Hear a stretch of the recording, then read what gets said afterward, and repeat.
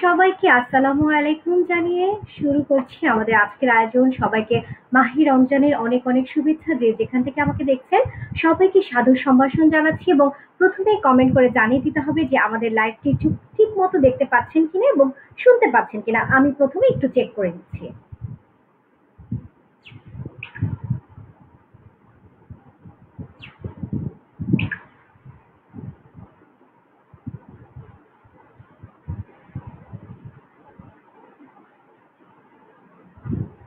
ওকে, আমি একটু প্রাইভেসিটা পাবলিক করে দিচ্ছি এবং পিন টু টপ করে পোস্টটি দিয়ে আমি আজকের আয়োজন শুরু করছি এবং যে যেখান থেকে দেখছেন সবাইকে মাহে রমজানের অনেক অনেক শুভেচ্ছা এবং আসসালামু আলাইকুম জানিয়ে আজকের প্রোগ্রাম শুরু করছি। প্রথমেই একটু কমেন্ট করে জানিয়ে দিতে হবে, যারা দেখছেন তারা জানিয়ে দিন। আজকে কিন্তু মাহে রমজানে আমরা কিন্তু ঠিক শনিবার 3:30 থেকে আমাদের প্রোগ্রাম শুরু করব এবং আমি কিন্তু আজকে চলে আসলাম লাইভে।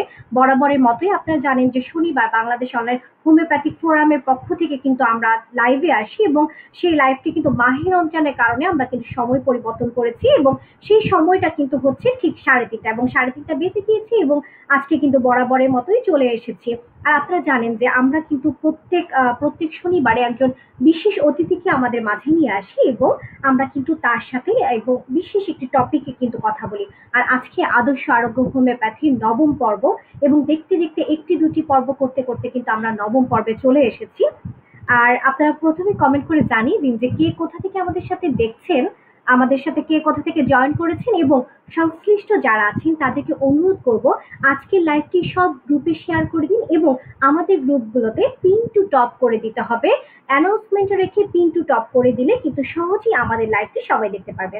আর আপনারা অলরেডি কিন্তু জেনে গিয়েছেন যে আজকে কিন্তু আমরা একজন বিশেষ অতিথিকে এনেছি যিনি বাংলাদেশে একজন স্বনামধন্য হোমিওপ্যাথিক ডক্টর এবং আদর্শ হোমিওপ্যাথির চর্চা করেন এবং তিনি একাধারে লেখক এবং গবেষক এবং তিনি কিন্তু প্র্যাকটিস করছেন, হোমিওপ্যাথি চিকিৎসা সেবা দিয়ে যাচ্ছেন দীর্ঘ অনেক সময় ধরে। আর আপনারা সবাই অলরেডি তার নাম জেনে গিয়েছেন, তিনি আর অন্য কেউ নন, তিনি হচ্ছেন ডক্টর শাহিন মাহমুদ এবং তিনি কিন্তু একবার আমাদের অতিথি হিসেবে আমাদের আমন্ত্রণ গ্রহণ করেছিলেন এবং তার সেই অনুষ্ঠানের পর আপনারা যেভাবে আমাদেরকে অনুরোধ করেছেন যেন ডক্টর শাহিন মাহমুদকে আমরা আবার লাইভে নিয়ে আসি এবং আপনাদের সেই অনুরোধ রক্ষা করেই কিন্তু আমরা আবার তাকে আমন্ত্রণ জানিয়েছিলাম এবং তিনি কিন্তু সেই আমন্ত্রণ রক্ষা করেছেন এবং আজকে কিন্তু আমাদের সাথে আবার লাইভে তিনি এসেছেন এবং আজকে কিন্তু আমরা কথা বলবো করোনা মোকাবেলায় হোমিওপ্যাথির যে সাফল্য তা নিয়ে কিন্তু আজকে তার সাথে কথা বলবো। কিন্তু সেই মুহূর্ত পর্যন্ত আপনারা একটু জয়েন করে ফেলেন এবং আপনাদেরকে অনুরোধ করবো যে আজকে কিন্তু অনেক গুরুত্বপূর্ণ একটি টপিক নিয়ে আমরা আলোচনা করব। এই যে করোনার মহামারী দ্বিতীয় ওয়েভ এসেছে এবং করোনার মহামারী কিন্তু মারাত্মক আকারে বাংলাদেশে হানা দিয়েছে। তো এই হোমিওপ্যাথি নিয়ে আপনাদের অনেক প্রশ্ন আছে যে করোনা মোকাবেলায় হোমিওপ্যাথি আসলে কি করছে বা হোমিওপ্যাথি প্রিভেন্টিভ মেডিসিন আসলে আছে কিনা বা কতটুকু কার্যকরী ভূমিকা রাখছে। তো সেই সকল বিষয় নিয়ে কিন্তু আপনাদের যত যত প্রশ্ন আছে মনে, সেই সব প্রশ্ন কিন্তু আমি আজকে তুলে ধরার চেষ্টা করব এবং সেগুলো নিয়ে কিন্তু আমরা আলোচনা করব। কিন্তু আমি দেখতে পাচ্ছি যে সবাই দয়া করে যখন কমেন্ট করবেন দয়া করে আপনার নামটি লিখবেন এবং কি কোথা থেকে আমাদেরকে দেখছেন, আপনাদের সময় কেমন কাটছে, আপনারা সবাই কেমন আছেন, খুব সুন্দর করে গঠনমূলক কমেন্ট করতে কিন্তু একদম ভুল করবেন না। আচ্ছা, তো আমি প্রথমেই আজকে জানিয়ে দিই যে আমাদের সাথে কি আছে। আমাদের সাথে আছেন ডক্টর শাহিন মাহমুদ, সম্পাদক হোমিও ডাইজেস্ট, সদস্য জাতীয় হোমিওপ্যাথিক চিকিৎসা কমিটি ও জাতীয় হোমিওপ্যাথিক চিকিৎসা বোর্ড এবং সঞ্চালনায় আমি আছি ডক্টর সানজিদা ইয়াসমিন, বিএইচএম এর সরকারি হোমিওপ্যাথিক মেডিকেল কলেজ এবং বিওএইচএফ অর্থাৎ বাংলাদেশ অনলাইন হোমিওপ্যাথিক ফোরামের মহাসচিব। এবং আজকের অনুষ্ঠানটি কিন্তু উই কেয়ার অনলাইন স্টোরের পক্ষ থেকে হচ্ছে এবং আমাদের এই যে লাইভে সহায়তা করছে ক্রিয়েটিভ ওয়েব অস্ট্রেলিয়া সিডনি। ওকে, আজকে কিন্তু আমরা একটু ডেকে নেই, শাহিন মাহমুদ স্যারকে ডেকে নেই এবং তারপর তার সাথে কিছুক্ষণ কথা বলে কিন্তু আমি আমাদের মূল আলোচনায় ঢুকে যাব। স্যার আসসালামু আলাইকুম, আপনাকে প্রথমেই সাদর সম্ভাষণ জানাচ্ছি আজকের প্রোগ্রামে। স্যার আপনি কেমন আছেন? আলহামদুলিল্লাহ, আল্লাহর রহমতে আমি ভালো আছি এবং আমি খুব আনন্দিত। আশা করছিল যে আমি এখানে আবার লাইভে অংশগ্রহণ করি। আমিও আনন্দিত তাদের সাথে এবং সেই সাথে আমি ধন্যবাদ জানাই বিওএইচএফ এর পরিচালক, সভাপতি, উপদেষ্টা মন্ডলী এবং যারা সদস্য আছেন এই কাজগুলা বাংলাদেশে করার জন্য তারা যথেষ্ট পরিশ্রম করেন। সেই সাথে আপনাকেও বিশেষভাবে ধন্যবাদ, আমাদের সঞ্চালক ডক্টর সানজিদা ইয়াসমিন। সুন্দরভাবে সবসময় উপস্থাপনার মাধ্যমে এই গুরুত্বপূর্ণ টপিকগুলোকে মানুষের সামনে উপস্থাপন করার বন্দোবস্ত করেন। আমিও খুশি আমি এই ব্যাপারগুলো যেহেতু শেয়ার করতে পারছি সমস্ত মানুষের সাথে, এই কারণে যারা আমাদের সাথে আছেন তাদেরকেও আমি ধন্যবাদ জানাচ্ছি, শুভেচ্ছা জানাচ্ছি। মায়ের রমজান শুভেচ্ছা সহ আমাদের অনুষ্ঠানে উপস্থিত হওয়ার জন্য সবাইকে ধন্যবাদ জানিয়ে আমি আমার কথা শুরু করছি। ওকে স্যার, অনেক অনেক ধন্যবাদ। ধন্যবাদ আপনাকে। এবং যারা যারা জয়েন করেছেন তারা কিন্তু ডক্টর শাহীন মাহমুদ স্যারকে অলরেডি দেখে ফেললেন, এবং আমি অবশ্যই অনুষ্ঠান শুরু করব, কিন্তু ঠিক আর কিছুক্ষণ পরেই আজকের মূল আলোচনায় চলে যাব। সেই সময় পর্যন্ত আপনারা জয়েন করতে থাকুন এবং কমেন্ট করতে থাকুন, এবং দয়া করে আজকে লাইভটি পিন টু টপ করে দেওয়ার জন্য আমাদের সংশ্লিষ্ট যারা আছেন অনুরোধ করছি। ওকে, আমি শাহীন মাহমুদ স্যারের সংক্ষিপ্ত বায়োগ্রাফি আপনাদের সাথে একটু শেয়ার করে নিই। ওকে, ডক্টর শাহীন মাহমুদ তিনি জন্মগ্রহণ করেছেন ১৯৮২ সালের ১১ই জুলাই টাঙ্গাইলের রামপুর নামক গ্রামে। স্কুল জীবন তিনি শেষ করেন প্রথম শ্রেণীতে টেক্সটাইল ইঞ্জিনিয়ারিং পাশ করলেও পরবর্তীতে চিকিৎসা বিজ্ঞানের প্রতি ভালোবাসা এবং মানুষের সেবা ও সত্যের প্রতি নিরন্তর আগ্রহের দরুন পুনরায় হোমিওপ্যাথি পড়াশোনা শুরু করেন। ২০১২ সালে Gazipur homeopathic medical college and hospital থেকে ডিএইচএমএস কোর্স সম্পন্ন করেন। তারপর বাংলাদেশ হোমিওপ্যাথিক ফাউন্ডেশন থেকে পিডিটি কমপ্লিট করেন। পরবর্তীতে তিনি চিলড্রেন স্টাডিজ সাইকোলজিতে ডিপ্লোমা সম্পন্ন করার পাশাপাশি chess and genetic technology, food nutrition and health, good clinical প্র্যাকটিসের উপর অনলাইন প্রশিক্ষণ ও সার্টিফিকেট অংশগ্রহণ করেন। ২০১৮ সালে তিনি ইউনাইটেড কিংডম এর লন্ডনে অবস্থিত হ্যানিম্যান কলেজ অফ হোমিওপ্যাথির অধীনে হ্যানিম্যান কলেজ অফ হোমিওপ্যাথি কোর্সটি সম্পন্ন করেন এবং সেই সময় থেকে এখন পর্যন্ত টাঙ্গাইলে তার নিজের প্রতিষ্ঠান শাহিনস ক্লিনিকে জেনারেল ফিজিশিয়ান হিসেবে তিনি প্র্যাকটিস করছেন। বর্তমানে তিনি গাজীপুরের মাওনায় অবস্থিত model homeopathic medical college and হসপিটালে প্রভাষক পদে অধ্যয়নরত আছেন। তিনি মাওনায় অবস্থিত model homeopathic medical college and হসপিটালে প্রভাষক হিসেবে তিনি আছেন। পাশাপাশি হোমিওপ্যাথিক শিক্ষা ব্যবস্থা ও কমিউনিটির উন্নতি কল্পে তিনি স্বনামধন্য হোমিওপ্যাথিক শিক্ষামূলক প্রতিষ্ঠান হোমিও ডাইজেস্টের সম্পাদক হিসেবে দায়িত্ব পালন করছেন। এছাড়া বিভিন্ন পত্রিকা ও অনলাইন পোর্টালে প্রবন্ধ নিবন্ধন সহ বহুমাত্রিক বিষয় নিয়ে নিয়মিত লেখালেখি তিনি করে যাচ্ছেন। এই পর্যন্ত তার হোমিওপ্যাথিক কেস টেকিং ও ফলো আপ ম্যানেজমেন্ট, হোমিওপ্যাথিক শিক্ষা সংকট, শিক্ষার্থী ও নবীন চিকিৎসকদের উত্তরণের পথ ও অতি সম্প্রতি কোভিড-১৯ হোমিওপ্যাথিক আরোগ্য পদ্ধতি নামক গ্রন্থসমূহ প্রকাশিত হয়েছে। এছাড়া আরো বেশ কিছু গ্রন্থ প্রকাশ উন্মুখ অবস্থায় আছে। জানিয়ে দিই স্যার কোথায় প্র্যাকটিস করছেন। তিনি প্র্যাকটিস করছেন শাহিনস ক্লিনিক, মিল্কভিটা রোড, দেওলা, টাঙ্গাইল সদর, টাঙ্গাইলে।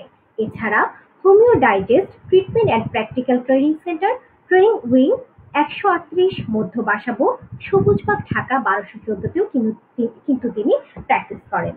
ওকে, আপনাদেরকে জানিয়ে দিলাম, এবং আমি দেখতে পাচ্ছি যে খুব অল্প সময়ের মধ্যে আপনারা অনেকেই জয়েন করে ফেলেছেন, এবং আজকে কিন্তু আমরা মূল আলোচনায় এখনই ঢুকে যাব। এবং আপনারা অলরেডি জেনেছেন যে আজকে কিন্তু আমরা কথা বলবো করোনা মোকাবেলায় হোমিওপ্যাথির সাফল্য নিয়ে।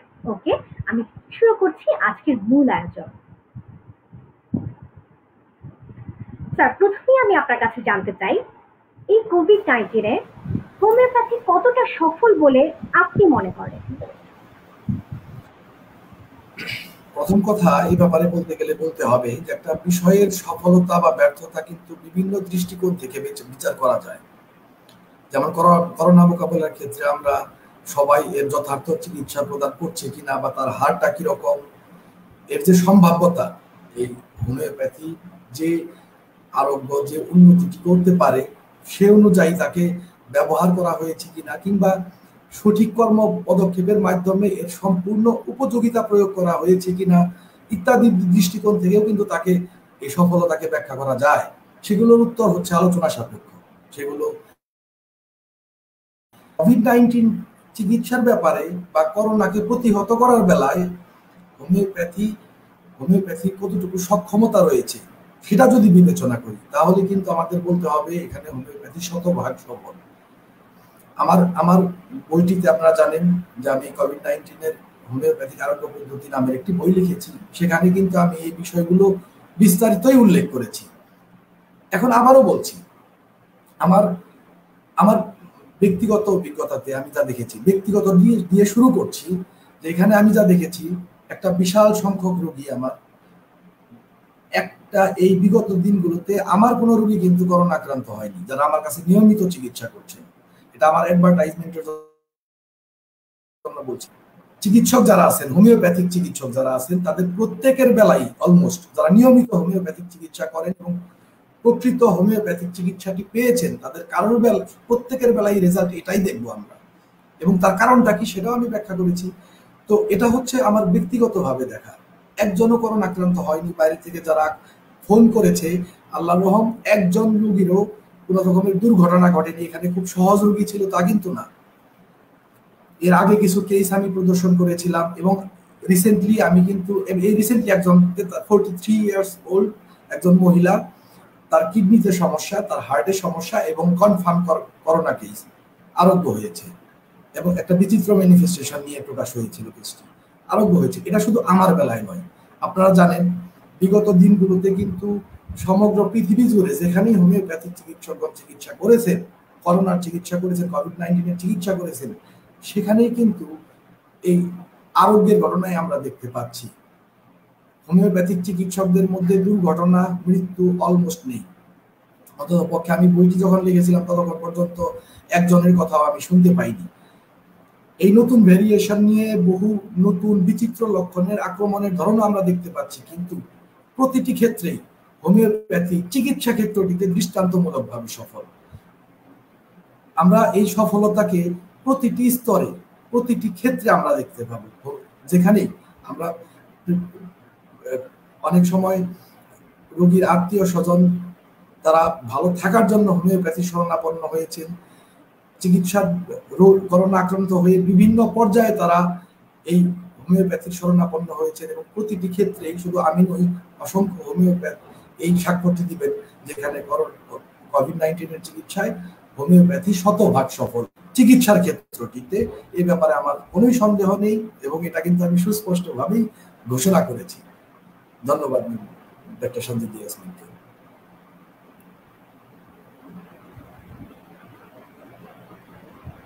অনেক ধন্যবাদ স্যার আপনাকে, এবং খুব সুন্দর আলোচনা শুনছি। এবং এই পর্যায়ে স্যার আমি আপনার কাছে জানতে চাবো যে এই যে আপনি বললেন যে হোমিওপ্যাথিকে আপনি করোনা মোকাবেলায় শতভাগ সফল মনে করছেন, তো এই কথাটার পিছনে আসলে কতটা যৌক্তিকতা আছে? আচ্ছা, যৌক্তিকতার ব্যাপারটি হচ্ছে যে যৌক্তিকতাকে যদি আমি তুলে ধরতে চাই তাহলে বলতে হবে যে কেন সফল হবে হোমিওপ্যাথি। এটাই হচ্ছে যৌক্তিকতা। কেন সফল হবে, কোন কোন যুক্তিতে সফল হবে।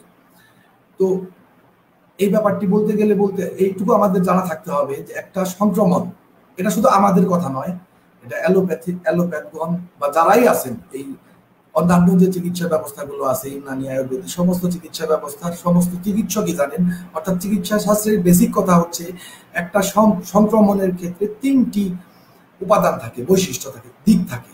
একটি সংক্রমণ সংঘটিত হতে গেলে 3টি দিকে চিন্তা করতে হয় যে 3টি উপাদান রয়েছে কিনা। তার একটা হচ্ছে প্যাথোজেন, অর্থাৎ আমাদের এখানে কোভিড-19 এর ক্ষেত্রে করোনা ভাইরাসটি প্যাথোজেন, যা রোগ তৈরি করছে, জীবাণু। দ্বিতীয়ত হচ্ছে হোস্ট, এক্ষেত্রে আমরা মানুষকেই হোস্ট হিসেবে বিবেচনা করব কারণ আমরাই তো আসলে গণহারে আক্রান্ত হয়েছি। এবং তৃতীয়ত হচ্ছে এনভায়রনমেন্ট। এনভায়রনমেন্ট হচ্ছে আসলে শুধুমাত্র আবহাওয়া বোঝায় না, এটা একটা বিস্তৃত ব্যাপার বোঝায়, পরিবেশ আর কি। ধরা যাক মানুষের হোস্টের প্রতিকূলে থাকলো, প্যাথোজেনের অনুকূলে থাকলো, সেখানে খুব খুব তীব্রভাবে একটা সংক্রমণ ঘটতে পারে, মহামারী ঘটতে পারে। আবার যদি দেখা যায় হোস্টের অনুকূলে আছে, প্যাথোজেনের প্রতিকূলে আছে, তাহলে সেখানে সংক্রমণ হবে না, রুদ্ধ হয়ে যাবে। তো যাই হোক, এই 3টি ব্যাপার বিবেচনা করতে হয়। এখানে এনভায়রনমেন্টের ব্যাপারটি সম্বন্ধে বলতে হয় যে এই কোভিড-19 এর ক্ষেত্রে এই ফ্যাক্টরটি কিন্তু সুস্পষ্ট নয়, এ নিয়ে যথেষ্ট গবেষণার সময়ও পাওয়া যায়নি। আমাদের মূল চিন্তাটি করতে হয় এখন প্যাথোজেন এবং হোস্ট সম্পর্কটাকে নিয়ে, অর্থাৎ জীবাণু এবং মানুষ যারা আক্রান্ত হচ্ছেন, আমরা যারা আক্রান্ত হচ্ছি তাদেরকে নিয়ে। তো এখানে আমরা দেখতে পাবো কি অ্যালোপ্যাথিক ধারায়, বর্তমানের অ্যালোপ্যাথিক বা প্রচলিত চিকিৎসা ধারায় কিন্তু চিন্তা করা হচ্ছে প্যাথোজেনটিকে কিভাবে হত্যা করা যায়, নিষ্ক্রিয় করা যায়, বিকল করা যায়, তার কর্মক্ষমতাকে কিভাবে রোধ করে দেওয়া যায়, রুদ্ধ করা যায়, তাকে থামানো যায়, প্রতিহত করা যায়। এইভাবে তারা এর পাশাপাশি এটা করছে কেন, এটা হচ্ছে প্যাথোজেনকে থামানোর জন্য। অপরদিকে হোস্টকে উন্নত করার জন্য তারা বিভিন্ন ভিটামিন, মিনারেল ইত্যাদি দিয়ে হোস্টকে কিছুটা সাপোর্ট দেওয়ার চেষ্টা করছে, যদিও তারা জানে যে এই সাপোর্টটা অপর্যাপ্ত, এবং আমরাও এটা জানি, আমরা দেখতেও পাচ্ছি পারিপার্শ্বিকভাবে, সার্বিকভাবে। সেই সাথে হোস্টকে উন্নত করার জন্য তারা টিকার একটা বন্দোবস্ত করেছে, আমরা এটাও দেখতে পাচ্ছি। যদিও এর কতটা সুফল পাচ্ছি সেটা বোধ হয় কেউই নিশ্চিত নয় এখন পর্যন্ত, এর জন্য আমাদের হয়তো আরো অনেক সময় অপেক্ষা করতে হবে। এবং এটা কেন, তাদের কিন্তু দুটো পদ্ধতি আমরা দেখতে পেলাম, একটা হচ্ছে হোস্টকে উন্নত করা, আর একটা হচ্ছে প্যাথোজেনকে নিষ্ক্রিয় করা। তাদের এই দুটো পদ্ধতিতে তারা চেষ্টা করছে। প্যাথোজেনকে নিষ্ক্রিয় করার ব্যাপারটিতে তারা ব্যর্থ হবে, কারণ হচ্ছে এখানে আমরা জানি যে অ্যান্টিবায়োটিক কাজ করবে না এই ভাইরাল ডিজিজে, এবং ভাইরালও কিন্তু আবিষ্কার হয়নি বা হওয়া সম্ভব কিনা এটাও প্রশ্নযোগ্য, প্রশ্নসাধ্য এখনো। তো এখানে বলা যায় এই দুই দিক দিয়ে, যেহেতু হোস্টকে উন্নত করার বেলায় এখন পর্যন্ত পর্যাপ্ত সুবিধা তারা দিতে পারেননি বা পেরেছেন বলে প্রমাণ করতে পারেননি, এই দিকেও তারা যেমন ব্যর্থ, অন্যদিকে প্যাথোজেনকে থামাতেও কিন্তু ব্যর্থ হয়েছে, আবার দ্বিতীয় দফায় স্টার্ট করেছে। এটা প্রচলিত হোমিওপ্যাথিতে কিন্তু এই দ্বিমুখী চিন্তা করা হয়নি। এর শুরু থেকেই একে শুধুমাত্র হোস্টকে কেন্দ্র করেই কিন্তু কাজটি করা হচ্ছে, হোস্টকে উন্নত করার লক্ষ্যেই কিন্তু কাজ করা হচ্ছে হোমিওপ্যাথিতে। হোমিওপ্যাথিক চিকিৎসা পদ্ধতি সব পূর্ণ মানুষটিকে উন্নত করার চিন্তা করে, তার ইমিউনিটিকে ব্যালেন্স করার চিন্তা করে। হোমিওপ্যাথি মনে করে যে একটা মানুষ যদি দুর্ভেদ্য হয়, অবেদ্য হয়, অর্থাৎ আমরা হোমিওপ্যাথিরা বা আমরা মনে করি যে একটা মানুষ কিন্তু জীবাণু বসবাস, ক্ষতিকর জীবাণু বসবাস করার বা সে প্রশ্রয় পাওয়ার জায়গা নয়। মানুষের জৈব সত্তা, অর্গানিজম হিসেবে মানুষ অত্যন্ত শক্তিশালী, তার কঠিন ডিফেন্স মেকানিজম রয়েছে, রোগ প্রতিহত করার খুব ইন্টেলিজেন্ট ক্ষমতা রয়েছে। কাজেই মানুষ যদি উন্নত হয় তাহলে কোনো জীবাণুই সেখানে স্থান নিতে পারবে না। এটা আমরা দাবি করলেও অ্যালোপ্যাথরাও কিন্তু অস্বীকার করেননি, বর্তমান প্রচলিত চিকিৎসা ব্যবস্থা কিন্তু অস্বীকার করেনি। আর কথা হচ্ছে যে অতীতের মহামারীগুলোর দিকে যদি আমরা তাকাই, হোমিওপ্যাথি সেখানে বহুবার এই নিউমোনিয়া, টাইফয়েড, ইয়েলো ফিভার, এরকম বহু কলেরা, বহু রকম রোগে কিন্তু মহামারীতে তার সফলতা দুর্দান্ত ভাবে প্রমাণ করেছে। আমার বইতে এর আগে আমি কিছু ইন্টারনেটে প্রকাশ করেছিলাম, যে কিছু প্রমাণ দিয়েছিলাম, কিছু পরিসংখ্যান উল্লেখ করেছিলাম। আমার বইতে কিন্তু আরো অনেক বেশি প্রমাণ আমি দিয়েছি। এবার শেষ এই যে কোভিড-19 এর হোমিওপ্যাথিক আরোগ্য পদ্ধতি যে বইটি আমি দিয়েছি, সেখানে কিন্তু আরো অনেক বেশি পরিসংখ্যান, গ্রাফ, এগুলো আমি যুক্ত করেছি রেফারেন্স সহ। তো যতদিন পর্যন্ত এই পরিসংখ্যানগুলো সংরক্ষণ করা যেত, ততক্ষণ পর্যন্ত সরকারিভাবে করা হতো বা করা যেত, তখন তো আমাদের সফলতা খুব সুস্পষ্টভাবে দেখা যেত। এখন আর সেভাবে করা হয় না, সুযোগও অনেক কম পাওয়া যায় বিভিন্ন কারণে, বিভিন্ন পারিপার্শ্বিকতার কারণে। কিন্তু এই ইমিউনিটিকে ব্যালেন্স করার চেষ্টা, উন্নত করার চেষ্টা তো অ্যালোপ্যাথরাও করেন, আর হোমিওপ্যাথি শুরু থেকেই চেষ্টাটি করে আসছে।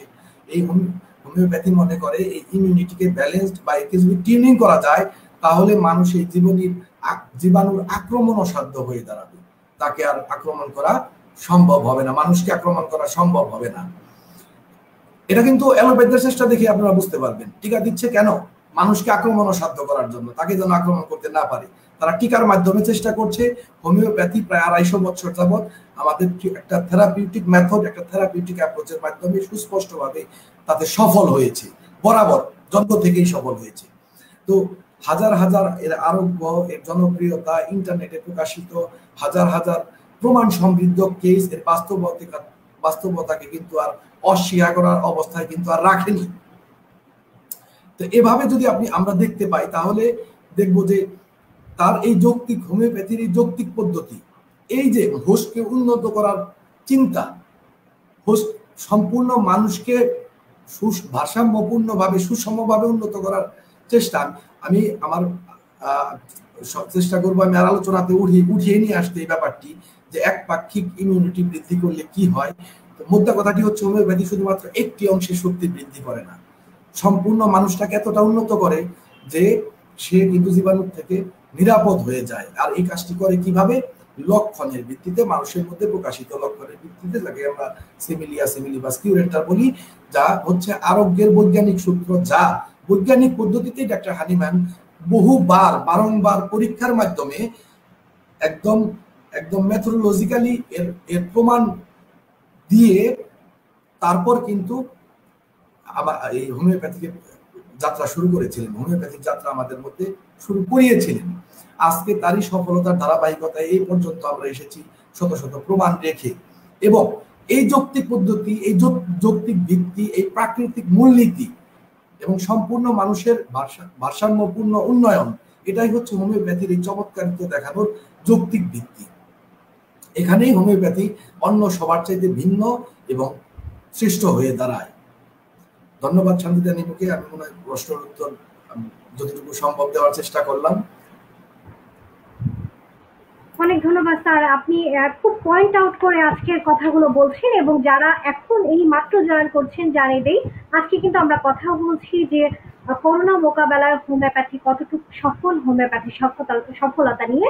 এবং আপনারা যারা জয়েন করেছেন তাদেরকে অনুরোধ করবো আজকে লাইভটি বেশি বেশি করে শেয়ার করে দিন এবং খুব মনোযোগ সহকারে শুরু থেকে শেষ পর্যন্ত থাকুন। এবং যারা এখন দেখতে পারবেন না তারা কিন্তু পরবর্তী সময়ে কিন্তু লাইভটি দেখে নিতে পারবেন, কারণ এটা কিন্তু বাংলাদেশ অনলাইন হোমিওপ্যাথিক ফোরামে কিন্তু রেকর্ড থাকে। এবং আজকের অনুষ্ঠানটি কিন্তু আমাদের উইকেয়ার অনলাইন স্টোরের পক্ষ থেকে হচ্ছে। ওকে, এখন কিন্তু আমি দেখতে পাচ্ছি যে আপনারা অনেকেই জয়েন করেছেন এবং অনেকেই অনেক অনেক কমেন্ট করছেন। আমি একটু দেখে আসি যে কে কে আমাদের সাথে আছেন। ডক্টর ইয়াকুব সরকার স্যার আমাদের সভাপতি আছেন আমাদের সাথে আছেন Anik Pal, doctor Moon Kamrun Nahar, doctor MD Mostafa Kamal Panchagarh থেকে আছেন, রিনা পারভিন আছেন, নিতাই সরকার আছেন, আরো অনেকেই আছেন। এবং দয়া করে আপনারা যখন কমেন্ট করবেন, কমেন্টের সাথে আপনাদের নামটি উল্লেখ করুন, কারণ অনেক সময় কিন্তু আমি নামটি এখানে দেখতে পাই না। তো দয়া করে আপনাদের কমেন্টে নামটি উল্লেখ করবেন এবং কে কোথা থেকে আমাদেরকে দেখছেন সেটাও কিন্তু জানাতে ভুলবেন না। এবং আপনাদের যদি করোনা সংক্রান্ত কোনো প্রশ্ন যদি আপনাদের থাকে হোমিওপ্যাথিকে নিয়ে, সেক্ষেত্রে কিন্তু আপনারা প্রশ্ন কমেন্টের মাধ্যমে করতে পারবেন, আমরা চেষ্টা করবো সেই উত্তরগুলো দিয়ে দেওয়ার জন্য। ওকে, এবং সবাই বেশি বেশি করে শেয়ার করার জন্য অনুরোধ করছি।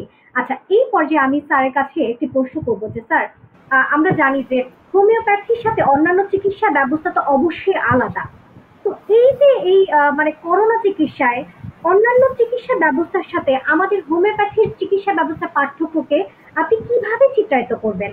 এছাড়া যারা হোমিওপ্যাথিক চিকিৎসা নিচ্ছে বা যারা অন্যান্য চিকিৎসা নিচ্ছে, এই চিকিৎসাটার মধ্যে যারা হোমিওপ্যাথিক চিকিৎসা নিচ্ছে কোভিড-19 এর জন্য, তারা কতটা সফলতা পাচ্ছে বলে বা কি কি সুবিধা পাচ্ছে বলে আপনি মনে করেন? এটি একটি গুরুত্বপূর্ণ প্রশ্ন যে ডিফারেন্সটা কি আসলে এবং সেটাকে কিভাবে চিত্রায়িত করব। মূলত ডিফারেন্স বহু। প্রথম কথা হচ্ছে যে প্রচলিত চিকিৎসা ব্যবস্থা এখনো মানুষকে আরোগ্যের দিশা দিতে কিন্তু ব্যর্থ। আরোগ্যকারী ট্রিটমেন্ট নেই, টিকা দিয়ে একটা প্রতিরোধ করার চেষ্টা করছে, কিন্তু আরোগ্যকারী চিকিৎসা দিতে সম্পূর্ণরূপে ব্যর্থ। কিন্তু পৃথিবী জুড়ে, এটা আমার কথা নয়, আমার ব্যক্তিগত অভিজ্ঞতা এখন আমি বলছি না, পৃথিবী জুড়ে হোমিওপ্যাথগণ অসংখ্য প্রমাণ পেশ করেছেন এর আরোগ্যের, অসংখ্য প্রমাণ। কাজেই এটাকে আপনি, প্রথম কথা হচ্ছে যে এর চাইতে বড় পার্থক্য আর কি হতে পারে যে একটি চিকিৎসা ব্যবস্থায় মানুষ আরোগ্য হবে, আরেকটি চিকিৎসা করার রাস্তা রয়েছে, উপায় রয়েছে, সুনির্দিষ্ট সুশৃঙ্খল পদ্ধতি রয়েছে, যৌক্তিক ভিত্তি রয়েছে। আরেকটি পদ্ধতিতে তার কিছুটাই নেই, যৌক্তিক পদ্ধতি এখনো আবিষ্কার করা সম্ভব হয়নি, যার কোনো ঔষধ নেই, যাকে আরোগ্য করতে পারছে না বলে স্বীকৃতি দিয়েছে। এই দুটোর ব্যর্থতা, এই দুটো পার্থক্যের চাইতে আর বড় পার্থক্য পৃথিবীতে কি হতে পারে? এ হচ্ছে প্রথম কথা। আর যে বিশেষ সুবিধাটাই বলবো, এটা হচ্ছে এর চাইতে বড় সুবিধা তো আর হয় না। তারপরেও আমি যদি চিত্রায়িত করতে চাই পুরো চিত্রটিকে, যে হোমিওপ্যাথিতে কি বিশেষ সুবিধাগুলো পাচ্ছে, সেক্ষেত্রে আমি কি বলবো, আমি যা বলবো যে মানুষের যে কোনো অবস্থায় তাদের সেই নিজস্ব দুর্বলতাটি কিন্তু হোমিওপ্যাথিতে দূর হয়ে যাবে। আক্রান্ত না হলেও রোগটির প্রতি কিন্তু রোগীকে ইমিউন করে ফেলা যায়। এটা বলছি কোন যুক্তিতে? আমার নিজের চেম্বারের, আমার নিজের ক্লিনিকের চিকিৎসার কথাই বললাম, যে একটি বিশাল সংখ্যক রোগী, তাদের একজনও এই বিগত দিনগুলোতে একজনও করোনাতে আক্রান্ত হয়নি। প্রথম সুবিধা হচ্ছে এটি। দ্বিতীয়ত হচ্ছে রোগীর কনস্টিটিউশন মায়াজমের দিকে লক্ষ্য রেখে যদি চিকিৎসা করা হয় তাকে কিন্তু ক্যারিয়ার লেভেল থেকেও নিষ্কৃতি দিয়ে দেওয়া যায় হোমিওপ্যাথিতে। এমন পর্যায়ে নিয়ে যাওয়া সম্ভব, অন্তত পক্ষে থিওরিটিক্যালি আমরা বলতে পারি এটা, যে এমন পর্যায়ে নিয়ে যাওয়া সম্ভব যে সে ক্যারিয়ারও হবে না, তাকে জীবাণু স্পর্শই করবে না, অর্থাৎ তার মধ্যে এসে থাকবে না জীবাণু। এছাড়া আরো যদি বলি যে আক্রান্ত ব্যক্তিকে তার রোগের যে কোনো জায়গার দশা থেকে আরোগ্যকারী চিকিৎসা কিন্তু হোমিওপ্যাথিতে প্রদান করা সম্ভব। আমার বইতে আমি উল্লেখ করেছি, আমি দশাগুলোকে উল্লেখ করেছি, যে মাইল্ড কেস এবং মডারেট কেস এবং critical case, super critical case, এই কেসগুলোতে কোন পর্যায়ে হোমিওপ্যাথির ব্যবহারটা কিভাবে হতে পারে এটা কিন্তু আমি উল্লেখ করেছি, এবং প্রত্যেকটি দশায় কিন্তু আমি যৌক্তিকভাবে তুলে ধরেছি যে হোমিওপ্যাথি কিভাবে সফলতার সাথে ওই ক্ষেত্রটিতে সহযোগিতা করতে পারে। একদম সুপার ক্রিটিক্যাল স্টেজেও কিন্তু সহযোগিতা করতে পারে, তারও রাস্তা কিন্তু হোমিওপ্যাথিতে রয়েছে। রোগী যেখানে ওষুধ মুখে খেতে পারবে না সেখানে হোমিওপ্যাথি দিতে পারে।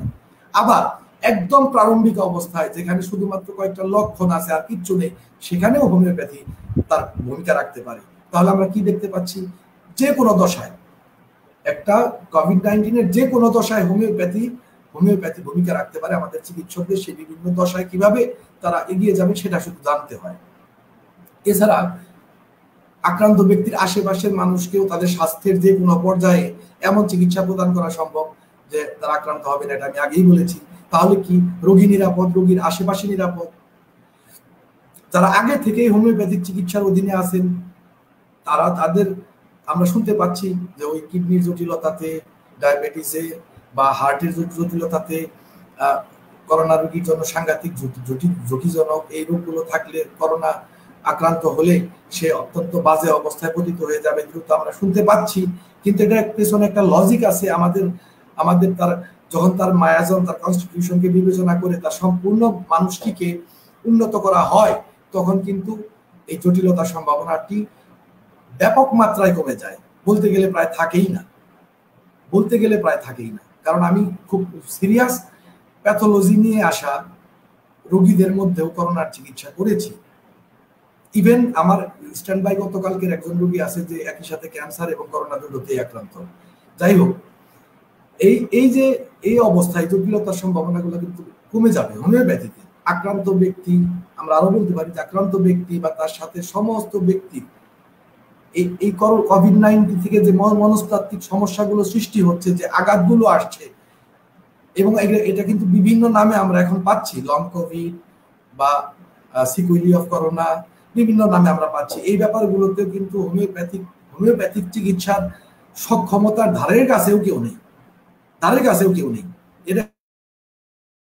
এটা গুরুত্বপূর্ণ এবং কেন, এবং হোমিওপ্যাথি কিভাবে এই ব্যাপারে অনন্য। তো এটা একটা বিশেষ সুবিধা হোমিওপ্যাথিতে, যে এই শক পৃথিবীর জুড়ে যে শকটি গেল, এই শক কিন্তু হোমিওপ্যাথি দুর্দান্ত ভাবে প্রতিহত করতে পারে, অন্য কেউ এটা এতটা ভালো মতো পারবে না।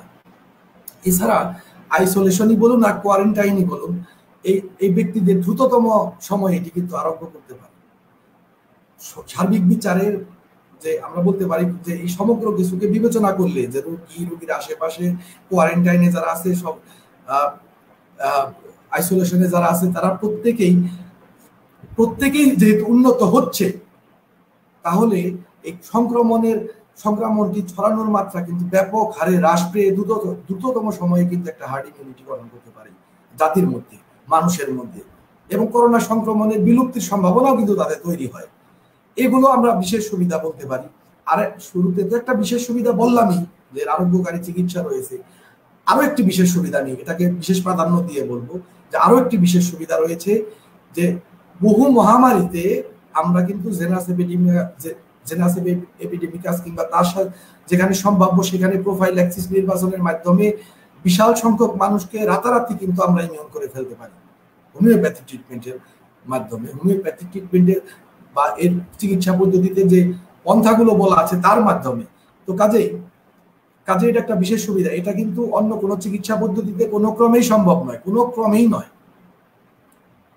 আজকে টিকা দিতে গিয়ে বিভিন্ন ধরনের সমস্যা উদ্ভূত হচ্ছে, কারো অ্যালার্জি বেশি, কারো কালকে প্রজ্ঞাপন জারি হয়েছে যে ডায়াবেটিস বেশি, যে সে দিতে পারবে না, বিভিন্ন প্যাথোলজিক জটিলতা রোগীরা দিতে পারবে না, গর্ভাবস্থা দিতে পারবে কিনা এটা নিয়ে বিভিন্ন প্রশ্ন উত্থাপিত হচ্ছে, বিভিন্ন জায়গায় কথা হচ্ছে।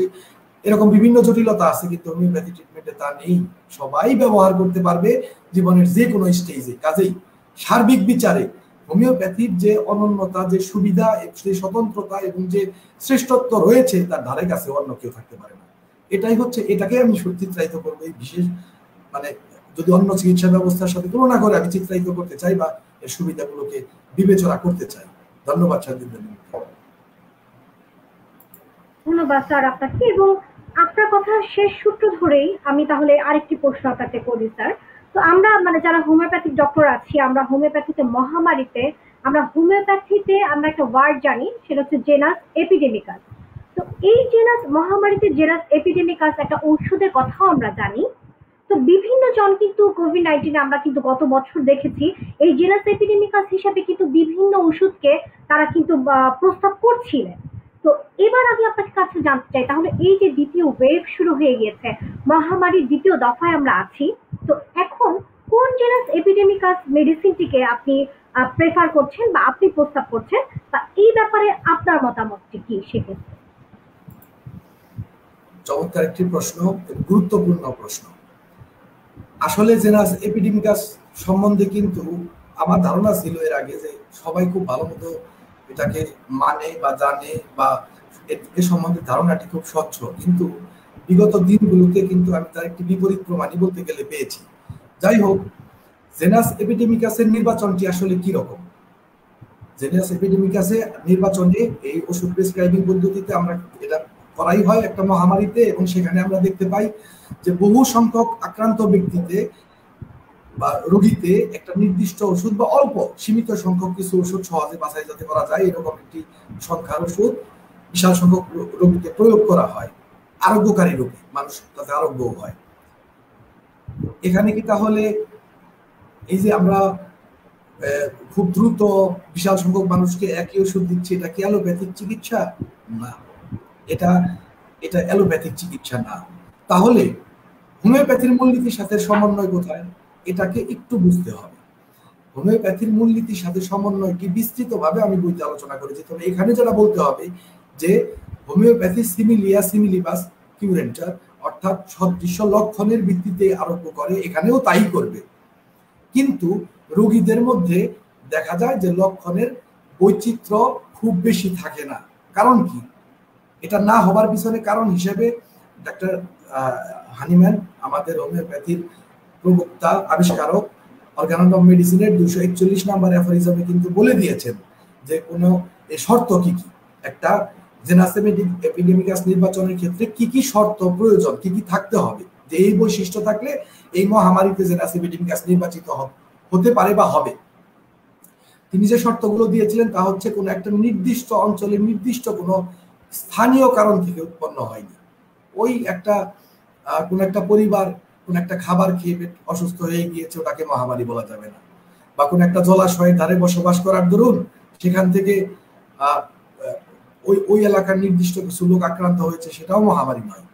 এটা হচ্ছে 1 নাম্বার শর্ত, প্রথম শর্ত। দ্বিতীয় শর্ত ছিল যে সমস্ত রোগীতে একই রকমের একই প্রকারের লক্ষণ সমষ্টির বিকাশ ঘটবে, যার দরুন একই প্রযোজ্য ওষুধ সবার জন্য।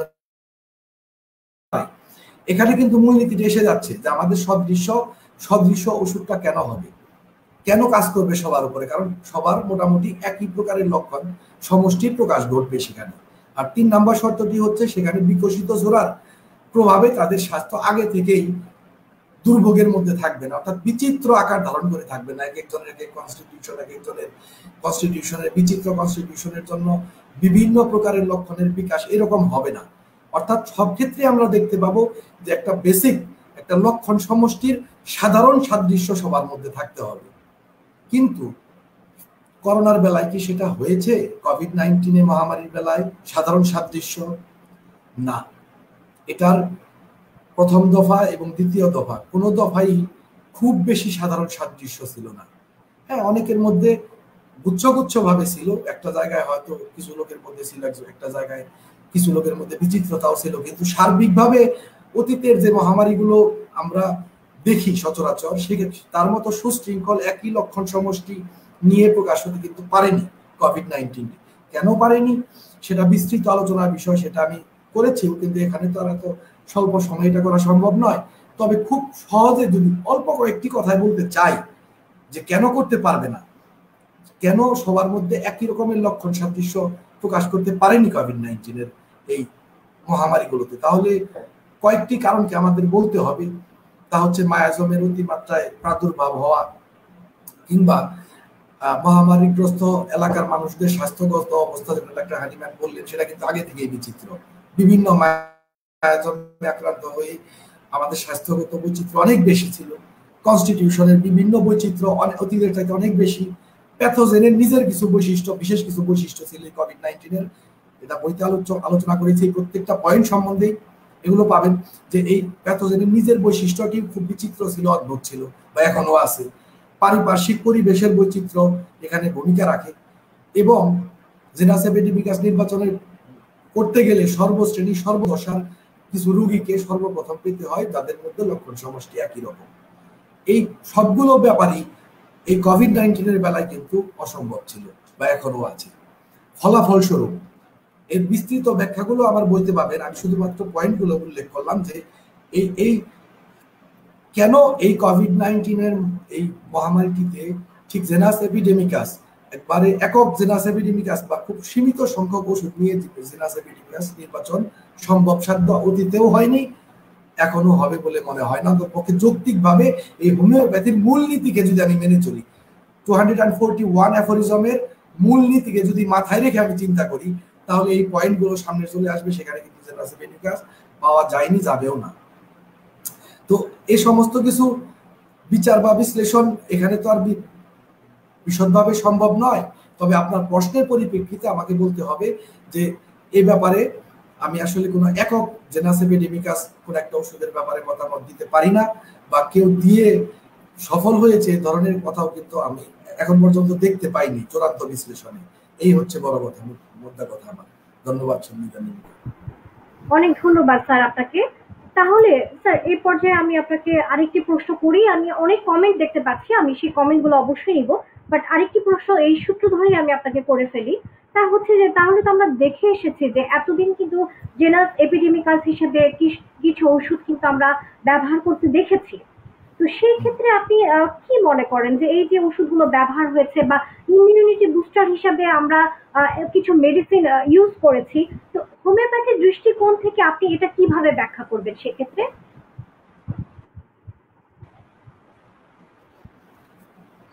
হ্যাঁ, এটাই আমি একটু আগে বলেছি যে জেনাস এপিডেমিকাস সম্বন্ধে আমাদের ধারণা অতটা সুস্পষ্ট কিনা, সেটা কিন্তু আমার প্রশ্ন হয়ে দাঁড়িয়েছিল এই ব্যাপারগুলো দেখে। এবং আমার বইতে আমি রেফারেন্স সহ উল্লেখ করেছি যে হোমিওপ্যাথির প্রতিটি ওষুধই আপনার, কিন্তু শর্ত হচ্ছে তা হোমিওপ্যাথির মূলনীতি মেনে সঠিকভাবে নির্বাচিত হতে হবে। জেনাস এপিডেমিকাসের বেলায়ও অবশ্যই জেনাস এপিডেমিকাসের অস্তিত্ব পৃথিবীতে রয়েছে, কিন্তু সেক্ষেত্রেও এই হোমিওপ্যাথির মূলনীতি মেনে, অর্থাৎ সদৃশ বিধান অনুযায়ী তাকে কার্যকরী হতে হয়। এটাকে সে অতিক্রম করতে পারে না। আমরা 241 অ্যাফোরিজমে কিন্তু তা দেখতে পেলাম। এখন কথা হচ্ছে কোনো একটা বিশেষ ওষুধ সব মানুষের গণহারে ইমিউনিটি বুস্টিং করবে, এটা কিন্তু হোমিওপ্যাথির ধারণা নয়, এটা অ্যালোপ্যাথির ধারণা। অমুক ভিটামিন দাও সবারই উন্নতি হবে, অমুক খাবার দাও সবারই রুচি বাড়বে, এটা হচ্ছে অ্যালোপ্যাথি বা ইউনানি বা আয়ুর্বেদ অন্য সবার ধারণা হতে পারে, কিন্তু এটা কিন্তু হোমিওপ্যাথির বিপরীত ধারণা। অতীতে এখানে ইমিউনিটি বুস্টিং এর কথাটা আপনি জিজ্ঞাসা করেছেন, আমি বলছি শুনুন। অতীতে স্প্যানিশ ফ্লুতে যাদের আক্রান্ত হয়েছিল যে 1918 সালে, যারা শুধুমাত্র ইমিউনিটিতে শক্তিশালী, তারাই শুধুমাত্র আক্রান্ত হয়েছিল। আপনি ইমিউনিটি বুস্টিং করার কথা বলবেন, ইমিউনিটিকে শক্তিশালী করার কথা বলবেন। স্প্যানিশ ফ্লুতে যে কারণে আক্রান্ত হয়েছিল তার বায়োলজিক্যাল প্রক্রিয়াটার নাম ছিল সাইটোকাইনিস্টন, একটা বায়োলজিক্যাল হাইপার ইনফ্ল্যামেটরি প্রসেস।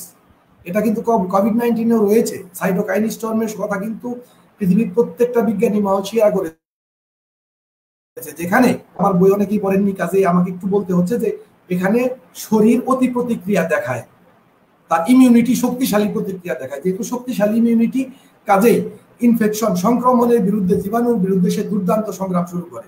ফলাফলস্বরূপ একটার পর একটা অর্গান ফেলিওর হতে থাকে, শরীরের ভারসাম্য নষ্ট হয়। এখানে কিন্তু ইমিউনিটির অতি বৃদ্ধি, ইমিউনিটির অতি শক্তিশালী একটা একপাক্ষিক শক্তিশালী, একটু আগে যেটা বলে গিয়েছিলাম, টিকার মাধ্যমে তা করার চেষ্টা করা হয়। এই একপাক্ষিক শক্তিশালী হওয়ার কারণে কিন্তু দুর্দান্তভাবে মহামারীতে মারা গিয়েছে। আমি আমার বইতে অ্যান্টিবডি ডিপেন্ডেন্ট এনহ্যান্সমেন্টকেও ব্যাখ্যা করেছি। এটাও খুবই গুরুত্বপূর্ণ ছিল এই ব্যাপারগুলো বোঝার জন্য, যে এখানে তো আর বিস্তারিত আলোচনা করা সম্ভব নয়। শুধু এইটুকু বলি যে হোমিওপ্যাথি ইমিউনিটি বুস্টিং এ বিশ্বাস করতে, যদি ধারণায় বিশ্বাস করতে হয় তাহলে টিকার ধারণায় বিশ্বাস করতে হবে। হোমিওপ্যাথিতে ইমিউনিটিকে ব্যালেন্স করা হয়, টিউনিং করা হয়। যারা এর আগে কোভিড-19 আক্রান্ত হয়েছেন, ক্যারিয়ার ছিলেন বা কোনোভাবে হয়তো খুব মাইল্ড সিমটমে ভুগেছে, তাদের মধ্যে আমরা অনেক সময় ধারণা করে বসে আছি যে না, অ্যান্টিবডি ক্রিয়েট করবে, এবার সে খুব শক্তিশালী হবে, তার ইমিউনিটি খুব বুস্টিং হয়েছে, এবার সে রক্ষা পাবে। কিন্তু ঘটনা কিন্তু তা নয়। ঘটনা হচ্ছে এর মধ্যে অনেকেই এই অ্যান্টিবডি ডিপেন্ডেন্ট এনহ্যান্সমেন্ট বায়োলজিক্যাল প্রসেসটার কারণে পুনরায় আরো শক্তিশালীভাবে আক্রান্ত হবেন। টিকার ক্ষেত্রে এটাকে খুব বিবেচনা করা হয় যে এভাবে যেন ইমিউনিটির এভাবে প্রতিক্রিয়া দেখাতে না পারে। অর্থাৎ প্রতিটা ক্ষেত্রে, সেটা সরাসরি হোক কিংবা আপনি খানা দ্বারা খেয়েই হোক কিংবা ওষুধ খেয়েই হোক বা যে কোনো ভাবেই হোক, যদি ভারসাম্যহীনভাবে ইমিউনিটিকে বৃদ্ধি করেন তাহলে আপনার মধ্যে সাইটোকাইন স্টর্ম, অ্যান্টিবডি ডিপেন্ডেন্ট এনহ্যান্সমেন্টের কারণে কিন্তু আপনার মধ্যে আবারও ভয়াবহ সংক্রমণ প্রাপ্তির সম্ভাবনা সৃষ্টি হবে। তো কাজেই এই ইমিউনিটি বুস্টিং, হোমিওপ্যাথি সব ওষুধ ইমিউনিটি বুস্টিং করে যদি আপনি নীতিমালা মেনে দেন। আমরা এটা দেখতেও পাচ্ছি। যদি এবং এই অ্যান্টিবডি ক্রিয়েট করে শক্তি বৃদ্ধি করা খানা দ্বারা বা ভিটামিন খেয়ে বা অন্য কোনো জিঙ্ক খুব প্রবলভাবে দেওয়া হয়েছে সেগুলো খেয়ে বা অন্য কোনোভাবে আপনি ইমিউনিটিকে বুস্টিং করেও লাভ নেই, কারণ সেখানে আপনি আবার সংক্রমণের শিকার হতে পারেন যদি সত্যিকার ইমিউনিটিকে শক্তিশালী করেন, এবং সেই সংক্রমণটা হবে মারাত্মক। এখানে দরকার ছিল একটি ভারসাম্যপূর্ণভাবে অখণ্ড মানুষের ইমিউনিটিকে ব্যালেন্স করা, টিউনিং করা, সমন্বিত করা। এই আমি কঠিন রোগীদের কোভিড-19 আক্রান্ত হওয়ার পরেও তারা যে কঠিন রোগী এই করোনাকালীন সময়েও যে আমার ক্লিনিকে আক্রান্ত হয়নি, তার পিছনে আমি মনে করি যে তাদের এই ইমিউনিটি ভারসাম্যপূর্ণভাবে তার সার্বিক উন্নতি সহকারে বৃদ্ধি পেয়েছিল বলে এটা সম্ভব হয়েছে, শুধুমাত্র ইমিউনিটি বুস্টিং এর মাধ্যমে নয়। তো যাই হোক, শুধু আমি নই, আমি একটু আগে বলেছি যে আমি জেনাসেভেডিকাস নির্বাচন সম্ভব বলে মনে করি না। এটা শুধু আমার কথা নয়, ডক্টর জর্জ বিতলকার সহ প্রাজ্ঞ বহু চিকিৎসক কিন্তু অবশেষে বলেছেন যে এই কোভিড-19 কিন্তু জেনাসেভেডিকাস নির্বাচিত হওয়া সম্ভব নয়। আপনারা একটু ঘাটাঘাটি করে দেখুন, এখন এটা সর্বস্বীকৃত। কাজেই এটা শুধু আমার একার কথা নয়, এই জেনাসেভেডিকাস হিসাবে এত বিগত দিনগুলোতে যে ওষুধগুলো ব্যবহার করা হয়েছে আমাকে দেখান কোনটা ডক্টর হানিম্যান নির্দেশিত পন্থায়, অর্থাৎ অর্গানন অফ মেডিসিনের 100 নাম্বার অ্যাফোরিজম থেকে 102 নাম্বার অ্যাফোরিজমে যে পদ্ধতিটি বলা আছে সেই পদ্ধতি অনুযায়ী কোনটা নির্বাচন হয়েছে? একটাও নয়। সেই পদ্ধতি মোতাবেক করাই সম্ভব হয়নি। বহুবার এর আগে আমি আবেদন করেছি এই ট্রায়ালে, কিন্তু বাংলাদেশে তো সম্ভব হয়নি। ডক্টর জর্জ বিতলকাস সেখানে আন্তর্জাতিকভাবে আবেদন করেছিলেন, সেটাও হয়নি, কোথাও হয়নি। তো কাজেই আমি সিদ্ধান্তে আসবো যে এই ইমিউনিটি বুস্টিং এর ধারণাই একটি ভুল ধারণা, এবং কোভিড-19 এর ক্ষেত্রে জেনাসেভেডিমিকার যেহেতু পদ্ধতিগতভাবে নির্বাচিত হয়নি, কাজেই সেটা নির্বাচন তাত্ত্বিকভাবে সম্ভব নয় বলে আমি মনে করি। আমাদের সেই পয়েন্টগুলো কারণে ডক্টর হানিম্যানের অর্গাননের 241 নাম্বার সূত্র অনুযায়ী। এই হচ্ছে আমার মুদ্রা কথা এই ব্যাপারটিতে। ধন্যবাদ ডক্টর সন্দীপন। অনেক ধন্যবাদ স্যার আপনাকে। এবং আমি শুনছিলাম, তাহলে স্যার সেক্ষেত্রে যদি জেনাস এপিডেমিকাস মেডিসিনটি যদি নির্বাচন করা সম্ভব নাই হয়, তাহলে এত বড় বিশাল জনগোষ্ঠীকে, এত বাংলাদেশের এত মানুষকে আমরা কিভাবে তাহলে হোমিওপ্যাথি দ্বারা উপকৃত করতে পারি এই কোভিড-19 এর ক্ষেত্রে? বা সেক্ষেত্রে কি তাহলে হোমিওপ্যাথি ব্যর্থ হবে কিনা, আপনি কি মনে করেন? না, এটা মানব জাতিতে কিন্তু এই প্রকৃতির মহামারী, হ্যাঁ কোভিড-19 এর এই ধরনের মহামারী হয়নি, কিন্তু এই প্রকৃতি, এই বিচিত্র প্রকৃতির বিভিন্ন মানুষ, বিভিন্ন কনস্টিটিউশনের মানুষের মধ্যে বিভিন্ন ধরনের লক্ষণ প্রকাশ করে বিভিন্ন ধরনের লক্ষণ প্রকাশ করে, অর্থাৎ একক জেনাস এপিডেমিকাসের সম্ভাবনাকে নস্যাৎ করে মহামারী, এটাই কিন্তু প্রথম নয়। ডাক্তার হানিম্যানও এই ধরনের মহামারীর চিকিৎসা কিন্তু করেছেন এবং আমাদের পথ দেখিয়ে গেছেন। কিন্তু মুশকিলটা হচ্ছে যে আমরা হোমিওপ্যাথিক এপিডেমিওলজি বা মহামারী তত্ত্ব সম্বন্ধে হোমিওপ্যাথগণ এতটাই অবহেলা করেছেন যে আজকে আমরা বিভিন্ন বিভ্রান্তিমূলক পদক্ষেপ, বিভিন্ন বিভ্রান্তিমূলক কার্যক্রম দেখতে পেয়েছি। বিগত দিনের ঘটনাগুলোকে লক্ষ্য করে দেখুন, তাহলেই বুঝতে পারবেন সবাই। আমি আমার কয়েকদিন আগে আমার ফ্রি প্রশিক্ষণ কোর্স শুরু করার সময় আমি ইন্টারভিউ একটা প্রশ্ন সব স্টুডেন্টকেই করেছিলাম যে আপনারা কি মনে করেন যে কোভিড-19 এর জেনাস এপিডেমিকাস হানিম্যানের পদ্ধতিতে নির্বাচন করা হয়েছে? তারাও বলতে পেরেছেন যে হয়নি, কিন্তু সার্বিকভাবে আমরা কিন্তু দেখতে পেয়েছি অনেক রথী মহারথী এই ভুলটি করে বসেছেন যে ডাক্তার হানিম্যান নির্দেশিত পন্থায় জেনাস এপিডেমিকাস নির্বাচন করেননি। যাই হোক, কোভিড-19 আমি বলেছি সেটা সম্ভবও নয়। আপনার প্রশ্নটা যৌক্তিক, তাহলে কি এই বিশাল সংখ্যক মানুষকে হোমিওপ্যাথি চিকিৎসা দিতে পারবে না? তাহলে তো হোমিওপ্যাথিকে ব্যর্থ বলতেই হবে, যদি না পারে। কিন্তু না, ডাক্তার হানিম্যান কিন্তু এই সমস্যার সমাধান করে গিয়েছেন। 1830 থেকে 31 সালে সেন্ট পিটার্সবার্গে এশিয়াটিক কলেরার কিন্তু একটা এপিডেমিক হয়। সেখানে কিন্তু এই রোগের বিভিন্ন স্টেজে হানিম্যান 2-3টি করে ভিন্ন ভিন্ন ওষুধকে নির্দিষ্ট করে প্রেসক্রিপশন করার একটা বন্দোবস্ত করেন, একটা নমুনা দেখিয়ে গিয়েছিলেন। যেহেতু সেটা অনেক বিচিত্র ছিল, সেখানে শুধু রোগীদের বিচিত্র ছিল তাও নয়, একটা রোগীতেই বিভিন্ন স্টেজে ওষুধ চেঞ্জ হয়ে যেত এবং সেখানে সেই কলেরা ট্রিটমেন্ট করার সময় ব্যাপক জটিল একটা পদ্ধতি ডাক্তার হানিম্যান অবলম্বন করেন। এটা কিন্তু আমার বইতে তার রেফারেন্স সহ দেওয়া আছে। কথা হচ্ছে এখানে তো আসলে রেফারেন্স বলাটা কঠিন, অনেক বড় আলোচনা হয়ে যাবে, আমি এই কারণে ওটা উল্লেখ করে যাচ্ছি যে এই পদ্ধতিতে কিন্তু ডাক্তার হানিম্যান দেখিয়ে গিয়েছেন যে কিভাবে এই বিচিত্র অবস্থাতে আমাদের গ্রুপ জেনাস এপিডেমিকাস নির্বাচন করতে হবে। এবং আমার বইতে আমি সরকারকে, আমাদের কর্তৃপক্ষকে একটি বিস্তৃত প্রস্তাবনা দিয়েছিলাম যে কিভাবে বাংলাদেশ থেকে এই পদ্ধতি অবলম্বন করে সর্বোচ্চ দ্রুততায় হোমিওপ্যাথিকে নির্মূল করা সম্ভব হতে পারে। কিন্তু কোন একটা কারণে হয়তো বিভিন্ন পারিপার্শ্বিকতাতে যা হয় সেটা গ্রহণযোগ্য হয়নি, হয়তো অনেকে জানেনও না। তো এইভাবে কিন্তু আমি তো আসলে কাজ করে যাচ্ছি বাংলাদেশে কোভিড-19 আক্রমণ মানে প্রবেশ করার আগে থেকেই। যখন চীনে আক্রমণ করেছে তখন থেকে আপনারা আমার লেখালেখি, করণীয় সম্বন্ধে বিভিন্ন আলোচনা এবং পরপর 3টা প্রস্তাবনা শুধু লেখার মাধ্যমে আপনারা দেখতে পাবেন, ভিডিওতে তো 2বার দিয়েছি। এখানে আমি হানিম্যানের দেওয়া বিধি মোতাবেক করণীয় সম্বন্ধে কিন্তু হোমিওপ্যাথিক সমাজ, রাষ্ট্রীয় কর্তৃপক্ষ কি করতে পারেন উল্লেখ করেছি। আমি এটাও বলেছিলাম যে দ্বিতীয় দফার আক্রমণ আরো ভয়াবহ হতে যাচ্ছে, আপনারা বইটি খুলে দেখুন, দেখতে পাবেন, আমি বলেছিলাম। এবং এটা নিয়ে একটি ভিডিও প্রকাশ করেছিলাম এবং 2-1 তাতে হাসির রিয়াক্টও দিয়েছিলেন। যাই হোক, হয়তো ধারণা করেছিলেন যে না, দ্বিতীয় দফায় তো এত কঠিনভাবে আক্রমণ করবে না, অনেকে মনে করেছিলেন। কিন্তু বাস্তবতাটি হচ্ছে আমার সেই ধারণা সত্য হয়েছে। আমি তা যুক্তি সহকারে ব্যাখ্যা করেছিলাম, সেটা সত্য হয়েছে।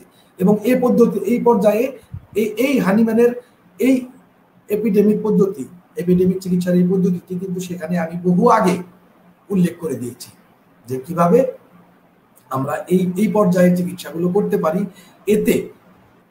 এতে কিছু বিশেষ সুবিধাও আমরা সব সময়ের জন্য পেয়ে যাব, সেটাও বইতে উল্লেখ করছি। বিশেষ কিছু সুবিধা, এটার একটা বিশেষ সুবিধাও রয়েছে।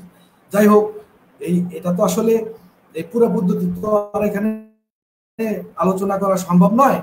সেটা করতে গেলে আলাদা একটা এপিসোড, আলাদা একটা ভিডিওর মাধ্যমে করতে হবে মূলত। তবে মুদ্রা কথাটি হচ্ছে ডাক্তার হানিম্যান আমাদের সেই পন্থাও দেখিয়ে গিয়েছেন যে এই বিচিত্র মহামারীতে, যেখানে একক জেনাস এপিডেমিকাস বা খুব সীমিত সংখ্যক ওষুধের জেনাস এপিডেমিকাস নির্বাচন সম্ভব নয়, সেখানে আমাদের কিভাবে করতে হবে হাতে কলমে দেখিয়ে দিয়েছেন তিনি 1830-31 সালে সেন্ট পিটার্সবার্গে এশিয়াটিক কলেরার এপিডেমিকের সময়। ধন্যবাদ ডাক্তার সঞ্জিতা নিমকে। অনেক গুরুত্বপূর্ণ আলোচনা, কিন্তু খুব মনোযোগ দিয়ে আমি স্যারের আজকে আলোচনাগুলো শুনছি, এবং এই শুনতে শুনতে কিন্তু আমার মনে অনেক প্রশ্ন উকি ঝুঁকি দিচ্ছে, এবং আমি কিন্তু সেই প্রশ্নগুলো স্যারের কাছ থেকে একদম জেনে নিব। এবং দেখছি যে সময় কিন্তু খুব দ্রুত চলে যাচ্ছে, এবং আপনারা যারা জয়েন করছেন বা এখন এই মাত্র যারা জয়েন করলেন তাদেরকে জানিয়ে দিই যে আজকে কিন্তু আমরা কথা বলছি যে করোনা মোকাবেলায় হোমিওপ্যাথি কতটা সফল তা নিয়ে কিন্তু ডক্টর শাহীন মাহমুদ স্যারের সাথে আজকে কথা বলছি। আচ্ছা, তাহলে স্যারের কাছে আমি আরেকটি প্রশ্ন, স্যারের কথা সূত্র ধরেই এক একটি প্রশ্ন স্যারের কাছে চলে আসছে। স্যার, আপনি তাহলে এই পর্যায়ে আমি আপনার কাছে আরেকটি প্রশ্ন করতে চাই। জি জি, অবশ্যই।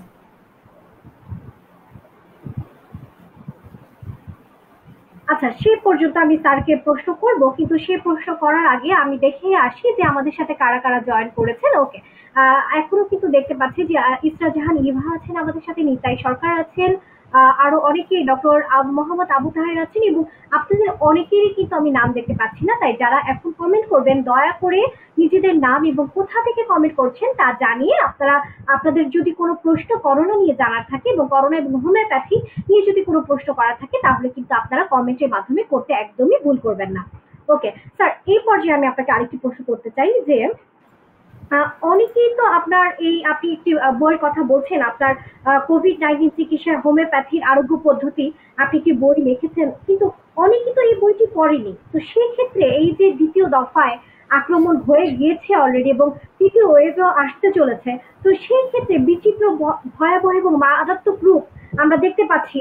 আহ, তো সেই ক্ষেত্রে যারা বইটি পড়েনি সে ক্ষেত্রে কি করণীয় হতে পারে? এবং আরেকটি প্রশ্ন আমি করতে চাই আপনার কাছে যে এই বইটি অর্থাৎ কোভিড-19 চিকিৎসা হোমিওপ্যাথিক আরোগ্য পদ্ধতি, এটা কি শুধুমাত্র ডক্টরদের জন্যই কোনো বই, নাকি সাধারণ জনগণও বইটি পড়তে পারবে?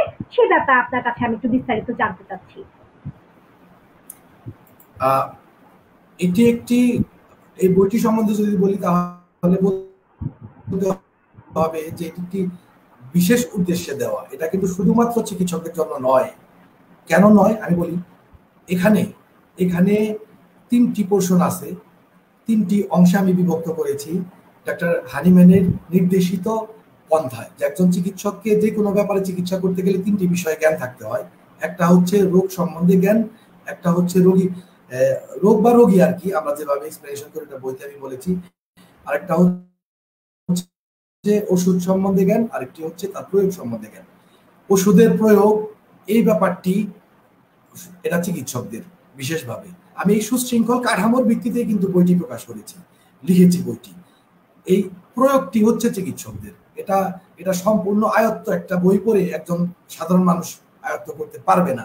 কিন্তু কিন্তু এর এর সাথে প্রাসঙ্গিক কিছু ব্যাপার আমি যুক্ত করেছি। যেমন সাপোজ এই রোগটি সম্বন্ধে জ্ঞান, এই জীবাণু বা জীবাণুর সাথে হোমিওপ্যাথির সম্পর্ক সম্বন্ধে জ্ঞান, সেক্ষেত্রে আমাদের সাবধানতা সম্বন্ধে জ্ঞান, বা আমাদের ওষুধের সম্বন্ধে জ্ঞান। ওষুধের সম্বন্ধে জ্ঞানটাও কিছু মাত্রায় সহযোগিতা করলে ওটা সাধারণ মানুষের জন্য নয়। সেই সাথে এই কোভিড-19 ছাড়াও যে সমস্ত দিকে মহামারী ছিল সেখানে হোমিওপ্যাথির সফলতার ইতিহাস, বিভিন্ন ধরনের প্রস্তাবনা, কার কি করণীয়, সাধারণ মানুষের মধ্যে থেকে কি করণীয়, এই আরো বেশ কিছু প্রসঙ্গ আমার এই বইটিতে আলোচনায় উঠে এসেছে। আসলে এই বইটি দেওয়া হয়েছিল একটা মহামারীকে রোধ করতে গেলে শুধুমাত্র চিকিৎসকদের সচেতন হলে চলে না, কর্তৃপক্ষকে সচেতন হতে হয়, চিকিৎসকদের সচেতন হতে হয়, সাধারণ মানুষকে সচেতন হতে হয়। তো কাজে একটা বই যদি আমি শুধুমাত্র এই একটি পক্ষের জন্য লিখতাম তাহলে কিন্তু সেই আমার যে উদ্দেশ্য এর মাধ্যমে কোভিড-19 রোধ করার একটা প্রচেষ্টা, একটা সংগ্রাম, তা কিন্তু সফল হতো না।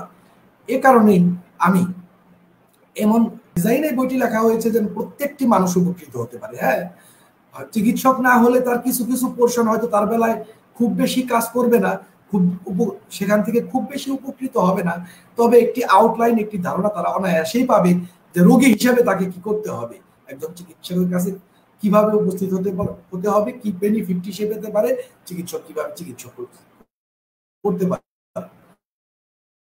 তো এভাবে সাধারণ মানুষ, কর্তৃপক্ষ এবং আমাদের চিকিৎসক সমাজ তো নিঃসন্দেহে এবং অবশ্যই চিকিৎসক সমাজ বইয়ের প্রথম লাইন থেকে শুরু করে শেষ লাইন পর্যন্ত উপকৃত হবে। তো এভাবে প্রত্যেকটি মানুষের জন্যই আসলে এই বইটি বিশেষভাবে রচিত, এই বইটি বিশেষভাবে লেখা। অনেকেই বলেছেন যে এই বইটি এত বড় কেন। লক্ষ লক্ষ মানুষ মারা যাচ্ছে, লক্ষ লক্ষ মানুষের মারা যাওয়ার তুলনায় এই বইটিতে যে আলোচনাটি করা হয়েছে তা নিতান্তই ক্ষুদ্র, নিতান্তই ক্ষুদ্র। আমি কোনো কিছু হালকা ভাবে করি না, আমি সবসময় সিরিয়াস ভাবে করি, এটা অনেকেই জানেন। কাজেই এই রোগকে, এই মহামারীকে আমার পক্ষে অন্তত পক্ষে গুরুত্বহীন ভাবে শুধুমাত্র একটা বই লিখে এভাবে ওষুধ দিন এভাবে করা সম্ভব নয়। যে করবেন তাকে হোমিওপ্যাথিক ট্রিটমেন্ট পদ্ধতি মূলনীতি মেনেই করতে হবে, এভাবে এই বইটিতে উপস্থাপন করা হয়েছে। চিকিৎসকদের জন্য বেনিফিট হচ্ছে এটি। আর সবচেয়ে বড় কথা, এটা শুধুমাত্র বর্তমান মহামারী নয়, আমি মনে করি এটা হোমিওপ্যাথিক এপিডেমিওলজির একটি গুরুত্বপূর্ণ বই হতে পারে, যদি আমাদের আমাদের বিশেষজ্ঞগণ বা আমাদের চিকিৎসকগণ মনে করেন এটা হোমিওপ্যাথিক এপিডেমিওলজির একটা বেসিক বই হতে পারে। এইভাবে কোনো বই নেই। আগামী দিনে যত মহামারী আসবে এখানে বিভিন্ন প্রস্তাবনা এবং বিভিন্ন সম্ভাবনা এবং বিভিন্ন ব্যাখ্যা এবং বিশ্লেষণ প্রদান করা হয়েছে, যেখানে আগামী দিনে যে মহামারীগুলো আসবে তাকে প্রতিহত করার ব্যাপারে আমাদের পূর্বানুমান, আমাদের পূর্ব প্রস্তুতি, এই সমস্ত কিছু এই বইটির মাধ্যমে, বইটিতে থাকা আলোচনার মাধ্যমে চিন্তা সাপেক্ষে বাস্তবায়ন করা সম্ভব, গ্রহণ করা সম্ভব। কাজেই আমার বই সম্বন্ধে বললে আমি এটাই বলবো যেটা সর্বপক্ষের সব মানুষের জন্য প্রয়োজন। ধন্যবাদ সন্দীপ।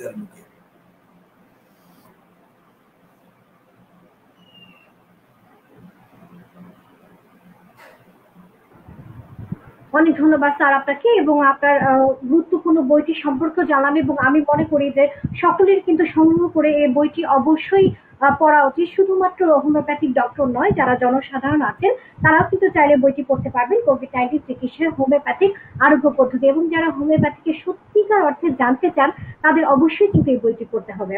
ওকে, এখন এই পর্যায়ে আমি স্যারের কাছ থেকে আরেকটি প্রশ্ন জেনে নিচ্ছি। স্যার, মানুষের স্বাস্থ্য ও চিকিৎসা ক্ষেত্রে কোভিড-19 এর প্রভাব, পরিণতি আপনি কিভাবে মূল্যায়ন করবেন?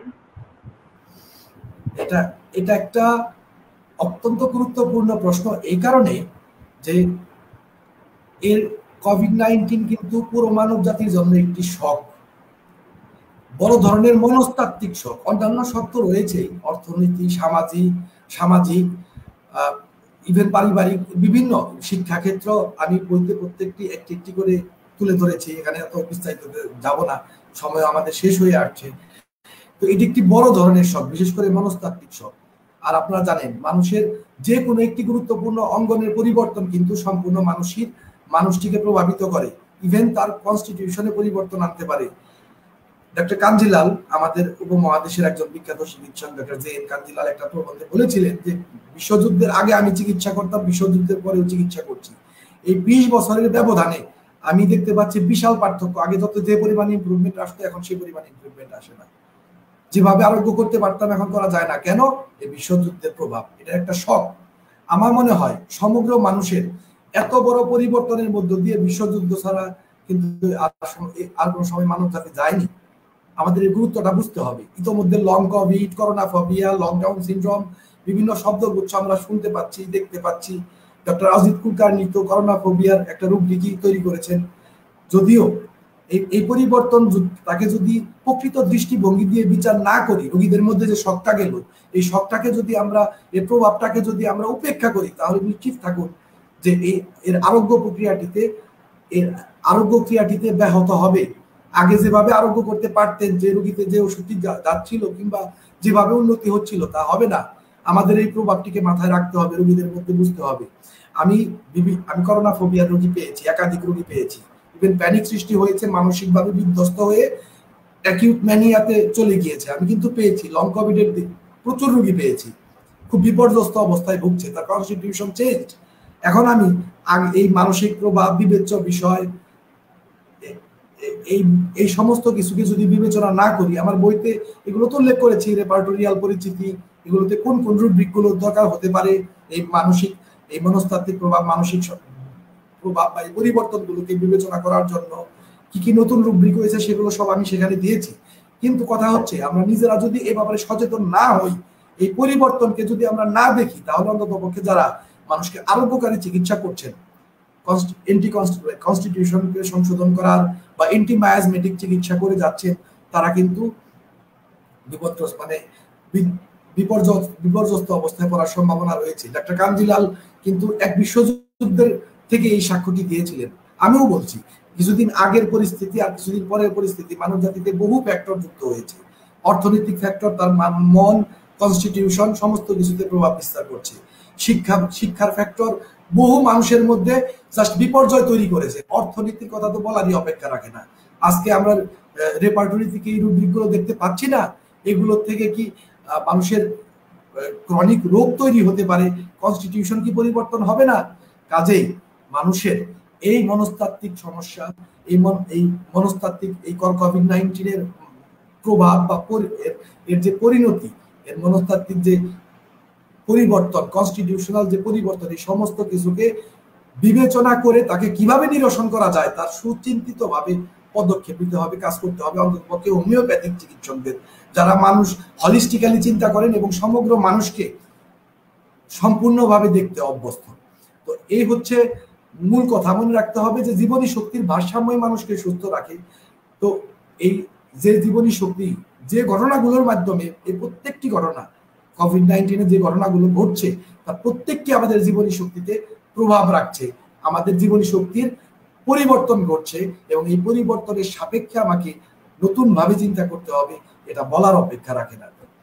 এই হচ্ছে আমার মুদ্রা কথা। এই ব্যাপারে যদি বলি তাহলে আমি এটাই বলবো।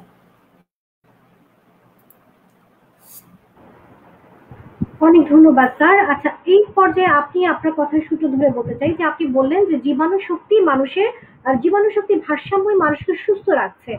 তাহলে এই জীবনী শক্তির সাথে আসলে জীবাণুর সম্পর্কটা কি? তাহলে কি আমাদের এই যে স্বাস্থ্যবিধিগুলো আছে তা মানার কোনো প্রয়োজন নেই? জীবনী শক্তি এবং জীবাণু সম্পর্ক নিয়ে আমাদের মধ্যে কিন্তু আসলে বহু ধরনের কনফিউশন রয়ে গেছে। একদল হয়তো এটা অনেক সময় আমার মনে হয় যে মারাত্মক ত্রুটি বা কলঙ্ক হয়েই দেখা দিয়েছে। কিন্তু আমি বেশ ভালো মতোই খোঁজ খবর করেছি, কিন্তু সত্যিকারের যে এক্সপ্লেনেশন, ব্যাখ্যা হোমিওপ্যাথির মূলনীতির সাথে আমরা আপনাকে অস্বীকার করতে পারবো যে জীবাণুর কোনো ভূমিকা নেই, কিংবা হোমিওপ্যাথিক যে দর্শন, যে মূলনীতি, যে ফিলোসফি, তা কি এটা বলতে পারে যে জীবাণুই সমস্ত কিছুর মূল কারণ? না, বলতে পারে না। কিন্তু আমাদের মধ্যে কিন্তু এই দুটো পক্ষই রয়েছে। একদল মনে করেন জীবাণুই সব, আরেক দল মনে করেন জীবাণুর কোনো ভূমিকাই নেই। এই দুটো পদ্ধতি ভুল। হোমিওপ্যাথি জীবাণু তত্ত্ব, অর্থাৎ যেটা যে ব্যাপারটিতে মনে করা হয় যে সমস্ত রোগের মূল কারণই হচ্ছে জীবাণু, তাকে স্বীকার করে না, তাকে অস্বীকার করে। কিন্তু জীবাণুর এই বাস্তব অস্তিত্ব, আসলে হোমিওপ্যাথি কোনো বাস্তবতাকে অস্বীকার করে না। কাজে বাস্তব অস্তিত্ব বা প্রভাবকে অস্বীকার কিন্তু হোমিওপ্যাথি করে না। এই কারণেই ডাক্তার হানিম্যান কিন্তু আধুনিক স্বাস্থ্যবিধির জনক। তিনি কিন্তু আধুনিক স্বাস্থ্যবিধি প্রদান করেছেন। যদি এগুলো কোনো কিছুরই কোনো গুরুত্ব না থাকতো তাহলে ডাক্তার হানিম্যানের তা করার প্রয়োজন পড়তো না। মুদ্রা কথাটি হচ্ছে যে আমি কিন্তু আমার বইতে জীবাণুর এই সম্পর্কটিকে ব্যাখ্যা করার চেষ্টা করেছি, একটা সুগভীর বিশ্লেষণ দিয়েছি। সেটা যদি সত্য হয় তাহলে মহামারীর পুরো কর্মকাণ্ডকে এই ব্যাখ্যা করা যাবে। শুধু তাই নয়, ভবিষ্যতে যদি মহামারী আক্রান্ত হয়, কি ধরনের মহামারী আমাদের দেশে আসতে পারে, আমেরিকাতে আসতে পারে, ইটালিতে আসতে পারে, সেখানে একটা মহামারীর রূপটি কি ধরনের হতে পারে, কোন ধরনের সংক্রমণে আপনার চেম্বারের যে রোগী আছে সে কিভাবে আক্রান্ত হতে পারে, কতটুকু ক্ষতিগ্রস্ত হতে পারে, বাংলাদেশের কোন অঞ্চলের মানুষ কোন ধরনের ক্ষতিগ্রস্ত হবে, এগুলো সম্বন্ধে ভবিষ্যৎবাণী করা যাবে। যদি আমার এই বিশ্লেষণটি যদি সত্য হয়, আমি অন্ততপক্ষে উপকৃত হয়েছি নিঃসন্দেহে, সেটা বলার অপেক্ষা রাখে না। তবে আমি যা ব্যক্তিগত অভিমত বা আমি যা ব্যক্তিগত গবেষণাতে পেয়েছি সেটা আমি আপনাদের উপর চাপিয়ে দিচ্ছি না। তবে এটা আপনাদের বিবেচনা করা যেতে পারে যে এই কথাগুলো কতটুকু সঠিক। যদি সঠিক হয় তাহলে ভবিষ্যতে কোনো মহামারী আক্রান্ত দেশে আসলে তার চেহারা কেমন হবে, কি হবে, পরিণতি কি হবে, হাজারো বিষয়ের নিখুঁত ভবিষ্যৎবাণী করা যাবে। যাই হোক, এটা সাধারণ সেন্স যে এই বিষয় নিয়ে আলোচনা এখানে সম্ভব নয়। কাজেই খুব সংক্ষেপে আমি বলছি যে জীবাণু তত্ত্বে হোমিওপ্যাথি জীবাণুকে অস্বীকার করে না। কাজেই জীবাণুকে অস্বীকার করে না, এর একটি প্রভাব আছে, এর একটি প্রতিক্রিয়া মানুষের মধ্যে রয়েছে, একটা সুনির্দিষ্ট প্রতিক্রিয়া রয়েছে, খুবই সুস্পষ্ট এবং সুনির্দিষ্ট। কাজেই স্বাস্থ্যবিধি আমাদের পুরো মাত্রাই মানতে হবে, না মানার কোনোই কারণ নেই। একটা হানিম্যানই এই স্বাস্থ্যবিধির, আধুনিক স্বাস্থ্যবিধির গাইডলাইন আমাদের প্রদান করেছেন এবং আমাদের শুধুমাত্র যা বুঝতে হবে তা হচ্ছে যে হোমিওপ্যাথিতে জীবাণু হোমিওপ্যাথির মূলনীতি অনুযায়ী দৃষ্টিভঙ্গি অনুযায়ী এর সাথে জীবাণুর সম্পর্কটি কোথায়, সে এটুকু। এটা আমার বইতে বলা আছে, যাদের আগ্রহ আছে তারা পড়ে দেখতে পারেন। ওকে স্যার, অনেক গুরুত্বপূর্ণ আলোচনা। ওকে ওকে, অনেক গুরুত্বপূর্ণ আলোচনা শুনছি এবং সময় কিন্তু 1 ঘন্টা শেষ হয়ে গেছে। কিন্তু স্যার আপনার কথা সূত্র ধরে আরো কিছু প্রশ্ন আমার মাথায় এসেছে এবং দর্শকরা অনেক প্রশ্ন করছেন। আমি চেষ্টা করব যে একদম শেষ মুহূর্তে হলেও আপনাদের কমেন্ট গুলো দেওয়ার জন্য। যারা এই মুহূর্তে জয়েন করেছেন তাদেরকে বলে দিই আমরা কথা বলছি করোনা চিকিৎসায় হোমিওপ্যাথির সাফল্য নিয়ে, এবং আপনারা যারা এখন জয়েন করেছেন তারা কিন্তু কমেন্ট করে জানাতে পারেন আপনাদের মতামত আজকের অনুষ্ঠানটি সম্পর্কে।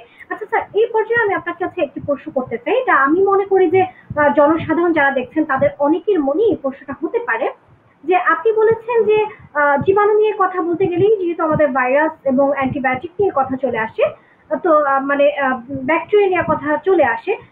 আমরা তো জানি যে এই করোনাটি একটি ভাইরাস বাহিত একটি রোগ, এবং আপনি বললেন যে ভাইরাসের বিরুদ্ধে কোনো মেডিসিন আসবে কিনা তা বলেও আমরা, মানে অ্যালোপ্যাথিতে কোনো মেডিসিন আসবে কিনা তা বলে আমরা জানি না।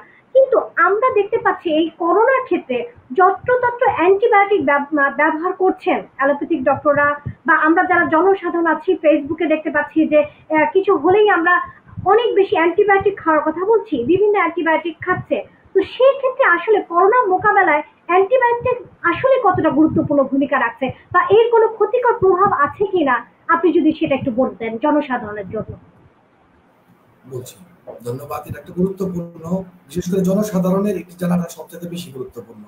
শুরু থেকে আমি বলছি, শুরু থেকে আজ পর্যন্ত কখনোই কোথাও দাবি করা হয়নি যে করোনাতে অ্যান্টিবায়োটিক কোনো রকম সহযোগিতা করতে পারে।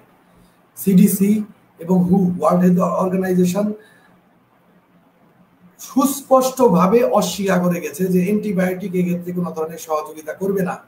আমার ব্যক্তিগত অভিজ্ঞতায় আমি যা দেখতে পেয়েছি, যারা অ্যান্টিবায়োটিক বা অন্য অ্যান্টিভাইরাল ওষুধগুলো খেয়ে তারপর হোমিওপ্যাথিক চিকিৎসা নিয়েছেন, তাদের ক্ষেত্রে চিকিৎসা একটু হলেও লম্বা হয়েছে, একটু হলেও সময় লেগেছে, একটু হলেও অন্য ধরনের কিছু সিমটমস পার্শ্ব প্রতিক্রিয়া, সেগুলো পার্শ্ব প্রতিক্রিয়া তাদের ভুগতে হয়েছে, একটু হলেও হ্যাম্পারিং হয়েছে। তার চাইতেও বড় কথা যে অ্যান্টিবায়োটিক কোনো সহযোগিতা তো করছেই না, বরঞ্চ রোগীকে সার্বিকভাবে পরবর্তীতে যে ব্যাকটেরিয়া আক্রান্ত হলে তার প্রতি রেজিস্ট্যান্স করে তুলছে, যা ভবিষ্যতে ভয়াবহ মারাত্মক হুমকি হয়ে দেখা দিতে পারে। অর্থাৎ আতঙ্কগ্রস্ত, প্যানিক হয়ে বর্তমান সময়ে চিকিৎসকও কিছু দেওয়ার জন্য বা সাধারণ মানুষও কিছু খাওয়ার জন্য অ্যান্টিবায়োটিক খাচ্ছেন, কিন্তু আসলে তিনি তার ভবিষ্যতে মৃত্যুবরণ সিগনেচার করে দিচ্ছেন। যে ভবিষ্যতে একটা সিম্পল অপারেশন হলো, সাপোজ একটা সিম্পল অপারেশন হলো, আপনি অ্যান্টিবায়োটিক রেজিস্ট্যান্স হলেন, তাহলে আপনার পক্ষে কিভাবে সম্ভব সেখানে আপনাকে সেই ছোট্ট ইনফেকশন থেকে রক্ষা করবে? আমি এরকম সম্পূর্ণ অ্যান্টিবায়োটিক রেজিস্ট্যান্স রোগী কিন্তু দেখেছি আমার জীবনে। কি ভয়াবহ অবস্থা, পেটের একটু ছোট্ট কাটা সারানোর কোনো উপায় নেই, বছরের পর বছর ভোগে পুজ রক্ত নিয়ে তারপর আমার এখানে এসেছেন। সেই ভয়াবহ বিপর্যয়ের হাত থেকে কিন্তু এই অ্যান্টিবায়োটিক যদি অযথা ব্যবহার করা হয়, যেখানে সুস্পষ্ট ঘোষণা যেটা কোনো রকম সহযোগিতা করবে না, সেটা বরঞ্চ আপনাকে একটা বর্তমানে ওয়ার্ল্ড হেলথ অর্গানাইজেশন এটাকে ভবিষ্যতের জন্য একটি বড় হুমকি বলে ঘোষণা করে দিয়েছেন অ্যান্টিবায়োটিক রেজিস্ট্যান্সকে। কাজেই জনসাধারণকে আমি বলবো যে ভুলেও এই অ্যান্টিবায়োটিকের অপব্যবহার না হয়। কোভিড-19 শুধু অ্যান্টিবায়োটিক ভাইরালগুলো কোনো রকমের কাজ করতে পারে বলে প্রমাণিত হয়নি। শুধু তাই নয়, বিভিন্ন সময় আমরা আরো বিভিন্ন ওষুধের নাম কিন্তু দেখতে পাবো এসেছে এবং চলে গিয়েছে। এর মধ্যে বেশ কিছু ওষুধের নাম এসেছে, হাইড্রোক্সিক্লোরোকুইন আছে, আরো কিছু ওষুধ আছে যেগুলো এসেছে এবং চলে গিয়েছে, কোনোটাই কোনো উপকার করতে পারেনি। আপনারা খোঁজ নিয়ে দেখুন, জেনে শুনে বুঝে পদক্ষেপ নিন। আর হোমিওপ্যাথির ব্যাপারেও খোঁজ নিয়ে দেখুন, জেনে শুনে বুঝে পদক্ষেপ নিন। এটুকুই আমি বলতে পারি জনসাধারণের উদ্দেশ্যে এবং অ্যান্টিবায়োটিকের ব্যবহারের ভয়াবহতা সম্বন্ধে। ধন্যবাদ সঞ্জিতানিকে।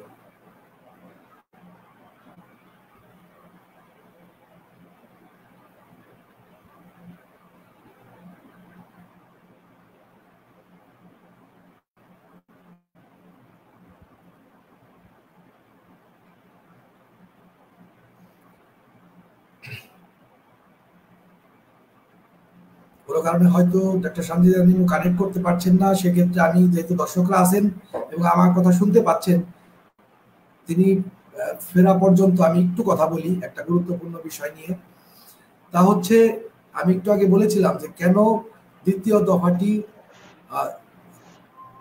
কঠিন হয়েছে, মানে এত, আমি কিন্তু আগেই বলেছিলাম। আচ্ছা 2 লাইনে শেষ করে দিচ্ছি, আপনি ছিলেন না বলে কথা চালিয়ে যাচ্ছিলাম যে কেন এই সংক্রমণটি সব কঠিন হবে, তা কিন্তু আমার বইতে বলে দিয়েছি এবং কিছু আলোচনা আমি উপরে করে রেখেছি যে এই সাইটোকাইন স্টর্ম এবং অ্যান্টিবডি ডিপেন্ডেন্ট এনহ্যান্সমেন্টের জন্য, এবং এটা কিন্তু আমাদের চিকিৎসক যারা হোমিওপ্যাথ আছেন তারা কিন্তু না জানাটি অত্যন্ত লজ্জার কারণ হতে পারে অনেক সময়, বিশেষ করে যারা এপিডেমিকের সময় দাবি করেন যে হোমিওপ্যাথি অনেক ভালো কাজ করতে পারে, অনেক সফলতা হতে পারে, আপনি এটা না জানলে এটা কিন্তু ঠিক নয়। কাজে আমি কিন্তু দাবি করবো যে আমাদের চিকিৎসকরা এই ব্যাপারে সতর্ক থাকবে। ঠিক আছে, আপনি ছিলেন না বলে আমি জাস্ট একটা টপিক নিজের মতো করে কথা বলছি। ওকে ওকে স্যার, অনেক ধন্যবাদ। এবং আমি জাস্ট আপনাকে 2 লাইনে একটু উত্তর দেওয়ার জন্য অনুরোধ করছি। তা হচ্ছে আপনি বলেছেন যে হোমিওপ্যাথিক ডক্টররা কম আক্রান্ত হচ্ছেন বা মারা যাননি, সেক্ষেত্রে দর্শকদের মধ্যে একটি বিভ্রান্তি তৈরি হতে পারে। সেক্ষেত্রে কি হোমিওপ্যাথিক ডক্টররা করোনা রোগীর চিকিৎসা করছেন না, বা তারা কি তাদের নিজস্ব চেম্বার বা নিজস্ব প্র্যাকটিস বন্ধ রেখেছিল কিনা গত বছর এবং 1 বছর? তো সেই বিষয়টা আপনি একটু ক্লিয়ার করে দর্শকদের বলে দিন। আমি জানি হোমিওপ্যাথি একটি জনপ্রিয় চিকিৎসা ব্যবস্থা, হাজার হাজার মানুষ আসলে প্রত্যক্ষ করেছে হোমিওপ্যাথি কি করেছে বিগত সময়টিতে। আমি তাহলে বলি, খুব সংক্ষেপে বলছি যেহেতু আমাদের সময় খুব কম। হোমিওপ্যাথি শুরু এই কোভিড-19 আসার, দেশে আক্রমণ করার আগে থেকেই সমস্ত হোমিওপ্যাথিক চিকিৎসকরা একযোগে মাঠে ঝাঁপিয়ে পড়েছেন মানুষের জন্য, একযোগে। তারা প্রত্যেকটি চেম্বার, হোমিওপ্যাথির প্রত্যেকটি ক্লিনিক খোলা ছিল, আমি নিজে খোলা রেখেছি, সবাইকে দুর্দান্তভাবে চিকিৎসা দিয়ে গিয়েছি, প্রত্যেকটি চিকিৎসক দিয়েছেন। এটা একটি বিস্ময়কর ঘটনা, এটা একটা বিস্ময়কর ঘটনা। এটা আমি বলবো যে এটা হোমিওপ্যাথদের বিরাট এক উদার, বিরাট এক সাহসী মনোভাবের পরিচয়। এবং শুধু তাই নয়, আমাদের কিন্তু খুব বেশি পিপিই বা অন্য কিছু সুবিধা ছিল না, কিন্তু সেই সাথে এই সুবিধাগুলো না থাকা সত্ত্বেও আমাদের চিকিৎসকগণ প্রচুর পরিমাণ এক্সপোজ হয়েছেন, তারপরেও চিকিৎসা দিয়ে গিয়েছেন এবং তারপরেও তারা সংক্রামিত তেমন একটা হননি, অন্তপক্ষে আমার মতে হননি আর কি। বিশেষ করে বাংলাদেশে দু একজন হয়েছেন কিনা আমি ঠিক এই শেষের দিকে আমি ইন্ডিয়াতে দেখলাম চিকিৎসক করোনাতে আক্রান্ত হয়েছিলেন। আদারওয়াইজ বাংলাদেশে ওইভাবে ইদানিং কালে দু একজন নাম শুনছি যে দু একজন আক্রান্ত হয়েছেন। তো আদারওয়াইজ কিন্তু এই পর্যন্ত বিশাল একটি দীর্ঘ সময় গেছে, টিকা আসার পরে এটা হয়েছে আর কি। টিকা আসার আগ পর্যন্ত দীর্ঘ সময় কিন্তু কাউকে আক্রমণের কথা শুনিনি। এই হচ্ছে ব্যাপার। হ্যাঁ সেটা, এবং এই মানসিকতা রেখে হোমিওপ্যাথিক ডক্টররা কখনোই তাদের প্র্যাকটিস বন্ধ রাখেননি এবং করোনা রোগীর ক্ষেত্রেও কিন্তু তারা তাদের চিকিৎসা সেবা দিয়ে যাচ্ছেন। হ্যাঁ, এটি অনেক বড় উদারতার একটি বিষয়। এবং নির্ধারিত অনেক দেখা গেছে যে অনেক ডক্টররা তাদের প্র্যাকটিস বন্ধ রেখেছিলেন বা ক্লিনিক গুলা বা চেম্বার গুলা, বাট আমাদের কিন্তু গত বছর থেকে আমরা দেখতে পাচ্ছি যে আমাদের এমন কোনো রেকর্ড নেই যে হোমিওপ্যাথিক ডক্টররা তাদের চিকিৎসা সেবা প্রদান করা বন্ধ রেখেছেন। এবং সরকারি হোমিওপ্যাথিক মেডিকেল কলেজও কিন্তু এই ধরনের রোগীদের চিকিৎসা দিয়ে যাচ্ছেন। অনেক অনেক ধন্যবাদ স্যার, এবং আরো অনেক কিছুই জানার আছে, কিন্তু সময় কিন্তু একেবারেই বলছে যে একদম শেষ মুহূর্তে চলে এসেছি। স্যার এই পর্যায়ে আমি আর লাস্টে আপনাকে আর একটা প্রশ্ন খুব সংক্ষেপে আমি করতে যাচ্ছি এবং খুব এক লাইনে আপনি উত্তর দিবেন যে এই ধরনের রোগীর চিকিৎসা আসলে হচ্ছে কিনা। যে আমরা দেখতে পাচ্ছি যে করোনা কালে কিন্তু অনেকেরই মানে লাংসে যে ইনফেক্ট হয়ে যাচ্ছে, চেস্টে যে ইনফেকশনটা দেখা যাচ্ছে, তো লাং অনেক ক্ষেত্রে কিন্তু ইনফেক্টেড হয়ে যায়। তো সেই ক্ষেত্রে বা শ্বাসকষ্ট যখন দেখা দেয়, তো সেই সব রোগীদের ক্ষেত্রে কি হোমিওপ্যাথি সফলতা রাখতে পারে বা হোমিওপ্যাথি ট্রিটমেন্ট আছে? খুব সংক্ষেপে যদি এটা একটু বলতেন। আমি খুব সংক্ষেপে বলছি, আমি আমার বইতে আমি স্টেজ ভাগ করে বলে দিয়েছি যে ওই যে একটু আগে যে কথাটি বলেছিলাম যে mild, moderate, critical, super critical, এই সব ধরনের সিচুয়েশনেই হোমিওপ্যাথি সহযোগিতা করতে পারে। তবে যেখানে আমাদের রোগীর অক্সিজেন সাপোর্ট লাগবে, যেখানে আমার রোগীর ভেন্টিলেশন লাগবে, সেখানে তো রোগীকে সেই সাপোর্টটা দিতে হবে। সেটা তো মৌলিক একটা প্রয়োজন, সেটা তো চিকিৎসা নয়, সেটা হচ্ছে ম্যানেজমেন্ট। সেখানে হসপিটালে নিতে হবে, এ ব্যাপারে কোনো সন্দেহ নেই, কিন্তু সেখানেও হোমিওপ্যাথি তাকে সহযোগিতা করতে পারে। মূলত ক্রিটিক্যাল কেসগুলো থেকে হোমিওপ্যাথিকের আরোগ্যকারী ক্ষমতাটি কিন্তু আমাদের সুবিদিত। আইসোলেশন সেন্টারে, তারপর যেখানে কোয়ারেন্টাইনে রোগী আছে সেখানে, এবং সহজ কথা চেস্ট ইনফ্লামেশনের রোগী আমি নিজেও চিকিৎসা করেছি। যেখানে হসপিটালে যাওয়ার দরকার সেখানে হসপিটালের সাপোর্ট দিয়ে করতে হবে, যেখানে তার প্রয়োজন পড়ছে না সেখানে সেই অবস্থা থেকে তাকে হোমিওপ্যাথি আরোগ্য দিতে পারে। হ্যাঁ, সেক্ষেত্রে কিন্তু প্যানিক হওয়ার মতো কোনো বিষয় না, কারণ আমাদের হোমিওপ্যাথিতে কিন্তু যথেষ্ট ভালো মেডিসিন আছে, যে ব্রিথিং প্রবলেম বলি বা লাংস ঘটিত বা ঠান্ডা সর্দি যাই বলি না কেন, লক্ষণ সামগ্রী নিয়ে কিন্তু খুব ভালো চিকিৎসা হোমিওপ্যাথিতে আছে। এবং আমাদের বিগত ইতিহাস বলে যে একটি অ্যালোপ্যাথিক চিকিৎসার চেয়ে কিন্তু বা অন্যান্য যে কোনো সিস্টেমের মেডিসিনের চেয়ে কিন্তু হোমিওপ্যাথি খুব বেশি দ্রুত আরোগ্য করতে সহায়তা করছে। এবং পরবর্তীতে আমরা যেগুলো দেখতে পাই যে করোনার পরবর্তীতে যেই সমস্যাগুলো রোগীরা নিয়ে আসেন, যে করোনা নেগেটিভ হয়েছে বাট তারপরে তার প্রবলেম গুলো রয়ে গেছে, কিন্তু হোমিওপ্যাথির ক্ষেত্রে কিন্তু সেই ব্যাপারগুলো একেবারেই থাকে না। ওকে স্যার, আপনাকে অনেক অনেক ধন্যবাদ। একদম দেখতে পাচ্ছি 1 ঘন্টা 15 মিনিট চলে হয়ে গিয়েছে। এবং শেষ মুহূর্তে স্যার আমি আপনাকে বলতে চাই, এই যে কোভিড-19 মোকাবেলায় হোমিওপ্যাথিক চিকিৎসা গ্রহণের ব্যাপারে কর্তৃপক্ষ এবং সাধারণ দর্শক যারা এতক্ষণ ধরে আমাদের অনুষ্ঠানগুলো শুনলেন এবং যারা চিকিৎসক আছে, তাদের উদ্দেশ্যে আপনার যদি কিছু বলার থাকে খুব সংক্ষেপে বলার জন্য অনুরোধ করছি। আমি সময় শেষ, আমি যা বলবো, প্রথম হচ্ছে আমাদের কর্তৃপক্ষকে বলবো, হোমিওপ্যাথিক কর্তৃপক্ষ এবং আমাদের দেশের কর্তৃপক্ষ, আপনারা যদি সঠিকভাবে বিচার বিশ্লেষণ করেন, অতীতের ইতিহাস বর্তমান সময়ের রেকর্ডগুলোকে নিরপেক্ষ দৃষ্টিকোণ থেকে দেখেন, তাহলে দেখবেন যে আমাদের জাতিকে নিরাপদ রাখার একমাত্র পন্থা, সর্বশ্রেষ্ঠ পন্থা হচ্ছে এই হোমিওপ্যাথি। সহযোগিতা অন্য সমস্ত কিছুই করতে পারে, কিন্তু আরোগ্যকারী চিকিৎসা হোমিওপ্যাথিতে রয়েছে। এটাকে বিবেচনা করা প্রয়োজন মানুষের স্বার্থে, দেশের স্বার্থে, জাতির স্বার্থে। আমি চিকিৎসকদের বলবো যে শুধুমাত্র দাবি করলেই একটা জিনিস প্রতিষ্ঠিত হয়ে যায় না। আমরা বিগত দিনগুলোতে ব্যাপক রিস্ক নিয়ে বিপুল সংখ্যক মানুষকে আরোগ্য করতে সক্ষম হয়েছি, সহযোগিতা করতে সক্ষম হয়েছি, কিন্তু আমাদের প্রত্যেকেই সমহারে যদি প্রকৃত পদ্ধতিতে সেই চোখকে সংরক্ষণ করে যথাযথ পদ্ধতিতে মানুষকে দেখানোর মতো সুস্পষ্ট পদ্ধতিতে যদি চিকিৎসাটি আমরা দিতে পারি, তাহলে কিন্তু দেওয়া উচিত। যা ডাক্তার হানিম্যান কি বলছেন, যেটা মানুষের জীবন সম্পর্কিত ব্যাপার, সেখানে পড়াশোনায় বা কোনো ধরনের অবহেলা এক ধরনের ক্রিমিনাল কার্যক্রম, অপরাধ।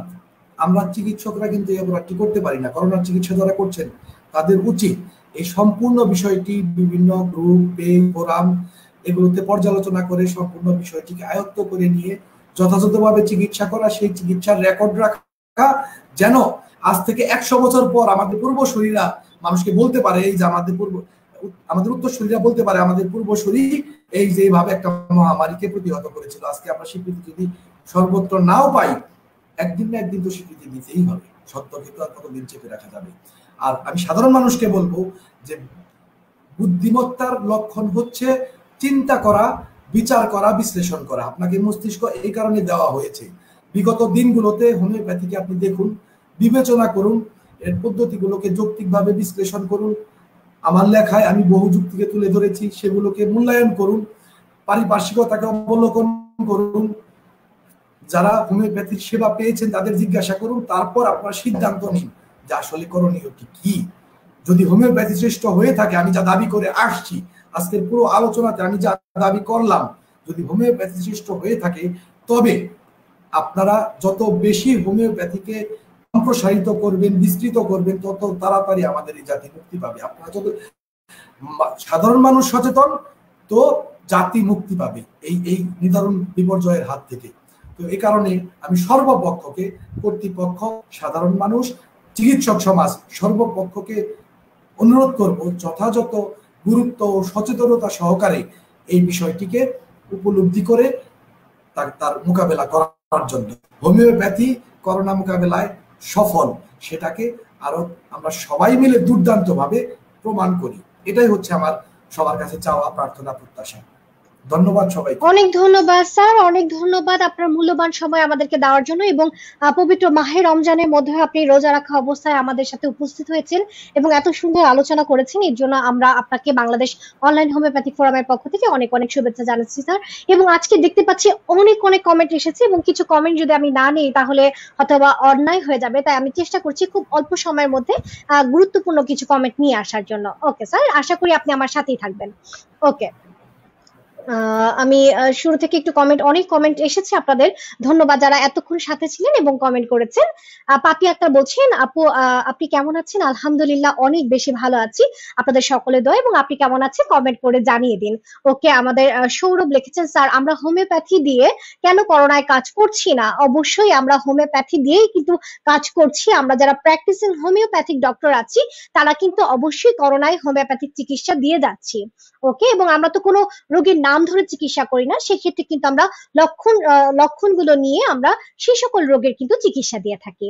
ওকে, আমাদের সাথে আছেন নিতাই সরকার, বরাবরের মতোই আছেন, বলছেন আমি নিতাই সরকার ইন্ডিয়া বিহার রাজ্য থেকে লাইভ দেখছি। ডক্টর শাহিন মাহমুদ স্যারকে অসংখ্য ধন্যবাদ মনোমুগ্ধকর আলোচনা করার জন্য। নিতাই সরকার অনেক অনেক ধন্যবাদ, আপনি সুদূর ইন্ডিয়া থেকে আমাদের সাথে থাকেন, আপনাকে অনেক অনেক শুভকামনা জানাচ্ছি। আমাদের সাথে আছেন ডক্টর মোহাম্মদ জুয়েল রানা, লাইভ তিনি দেখছেন, বসবাস করেন মাগুরা থেকে, তিনি আমাদের সাথে সংযুক্ত হয়েছেন। আর তিনি জানতে চাচ্ছেন যে sir COVID-19 treatment homeopathic final মেডিসিনের নেম প্লিজ। এবং আমরা বরাবর যে আলোচনাটাই করছিলাম এবং লক্ষণ সামগ্রী মিলেই কিন্তু আমরা হোমিওপ্যাথিক চিকিৎসার জন্য মেডিসিনের নাম বলতে পারি, এভাবে কিন্তু এককভাবে কোনো মেডিসিনের নাম কিন্তু বলা যায় না। ওকে, আবু তাহের আছেন বরাবরের মতো, ডক্টর মোহাম্মদ আবু তাহের শুধু চট্টগ্রাম থেকে আমাদের সাথে সংযুক্ত আছেন এবং বলছেন স্যারকে অনেক অনেক ধন্যবাদ। আমাদের সাথে আছেন হোমিও বুকস থেকে, বলা হয়েছে 30% ডিসকাউন্টে ডক্টর শাহিন মাহমুদ স্যারের লেখা কোভিড-19 চিকিৎসা হোমিওপ্যাথিক আরোগ্য পদ্ধতি বই সহ অন্যান্য বই সংগ্রহ করতে পারেন www.homeobooks.com থেকে, এবং ফোন নাম্বার দেওয়া আছে। আপনারা যারা 30% ডিসকাউন্টে স্যারের বইটি যারা সংগ্রহ করতে চান, এবং আমি মনে করি যে এই বইটি সকলেরই কিন্তু পড়া উচিত, এই বইটি কিন্তু আপনারা সংগ্রহ করে পড়তে পারেন হোমিও বুকস থেকে। ওকে, অনেক অনেক ধন্যবাদ আপনাদেরকে এত বড় একটি ডিসকাউন্ট দেওয়ার জন্য। ওকে, ওমর ফারুক আছেন, বলছেন top of the world topic নিয়ে কথা বলায় ডক্টর শাহিন মাহমুদ স্যারকে অসংখ্য ধন্যবাদ। আমাদের সাথে আছেন শরিয়া গ্রাফ, বলছেন শরিয়া গ্রাফের পক্ষ থেকে স্যারকে অনেক অনেক শুভেচ্ছা ও অভিনন্দন, অনেক ধন্যবাদ আপনাদেরকে। ওকে, হোমিও ডাইজেস্ট থেকে বলা হয়েছে যে হোমিও ডাইজেস্ট করোনা রোগীর ফ্রি টেলি চিকিৎসা দিচ্ছে, আপনি হোমিও সেবা অ্যাপটি ডাউনলোড করে সুবিধা নিতে পারেন। ওকে, অনেক সুন্দর সুবিধা হোমিও ডাইজেস্ট আপনাদের জন্য নিয়ে এসেছে, অনেক ধন্যবাদ হোমিও ডাইজেস্টকে। ওকে, ওমর ফারুক বলছেন যে আশা করি সরকার সম্মানিত স্যারের আলোচনা বিবেচনা করে হোমিওপ্যাথিক চিকিৎসার কথা বিশেষভাবে বলবেন। অবশ্যই আমরা তাই আশা করি, অনেক গুরুত্বপূর্ণ আলোচনা হচ্ছে, স্যারকে অনেক অনেক ধন্যবাদ জানিয়েছেন। মুস্তফা মনির বলছেন যে thanks for arrange this programme, অনেক ধন্যবাদ মনিরকে। ডক্টর ইয়াকুব সরকার স্যার বলছেন প্রত্যেক হোমিওপ্যাথিক বন্ধুদের ডক্টর শাহিন মাহমুদ স্যারের মতো দীপ্ত উজ্জীবিত মনোজগৎ হলে এগিয়ে যাবে হোমিওপ্যাথি। শুভকামনা ও শুভেচ্ছা উপস্থাপক আলোচক উভয়কে। অনেক অনেক ধন্যবাদ স্যার আমাদের সাথে থাকার জন্য। ভ্যাকসিন নিচ্ছে করোনা ভাইরাসের পাশাপাশি একজন প্রশ্ন করেছেন, আমি নামটি দেখতে পাচ্ছি না, দুঃখিত। তিনি প্রশ্ন করেছেন ভ্যাকসিন নিচ্ছি করোনা ভাইরাসের জন্য, পাশাপাশি কি হোমিওপ্যাথিক সেবা নিতে পারবো কিনা, এটা অনেকেরই প্রশ্ন। এবং হ্যাঁ, অবশ্যই আমি এই প্রশ্নটা স্যারের কাছ থেকেই শুনতে চাচ্ছি যে স্যার ভ্যাকসিন নিচ্ছে পাশাপাশি করোনা ভাইরাসের জন্য হোমিওপ্যাথিক সেবা নিতে পারবে কিনা, আপনি খুব সংক্ষেপে যদি এই প্রশ্নটার উত্তরটা দিতেন।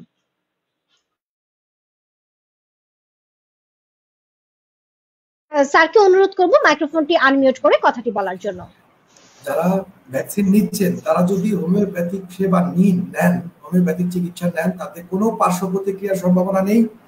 বরঞ্চ করোনা ভ্যাকসিন জনিত যদি কোনো প্রভাব, কোনো ধরনের পার্শ্ব প্রতিক্রিয়ার সম্ভাবনা থাকে, সেখানেই হোমিওপ্যাথি সহযোগিতা করতে পারে তাকে নিরসনে। সম্পূর্ণ নিরাপদ হোমিওপ্যাথিক চিকিৎসা নেওয়া এবং বুদ্ধিমান ব্যক্তি সেটা নেবে, বরঞ্চ না প্রয়োজন থাকলেও নেবে। ধন্যবাদ সন্দীপ।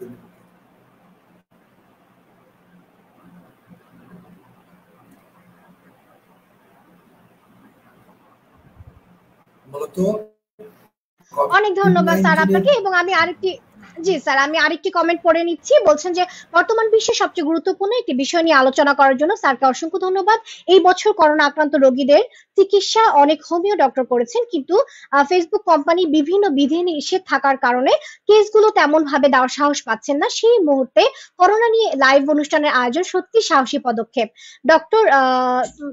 ডক্টর লাবণী আমিন, প্রশিক্ষণ বিষয়ক সম্পাদক, বাংলাদেশ অনলাইন হোমিওপ্যাথিক ফোরামের পক্ষ থেকে তিনি বলছেন, এবং আসলে সত্যিকার অর্থে তাই বলেছেন। অনেকেই কিন্তু আমরা করোনা নিয়ে কোনো পোস্ট দিতেই কিন্তু সেই পোস্টগুলো ফেসবুক কর্তৃপক্ষ ডিলিট করে দিচ্ছেন। তারপরও আমরা এই লাইভটি খুব সফলভাবে করতে পেরেছি বলে আপনাদের সকলেরই আসলে আপনাদের সাথে ছিলেন বলেই এত সুন্দর প্রোগ্রাম কিন্তু আমরা অ্যারেঞ্জ করতে পেরেছি।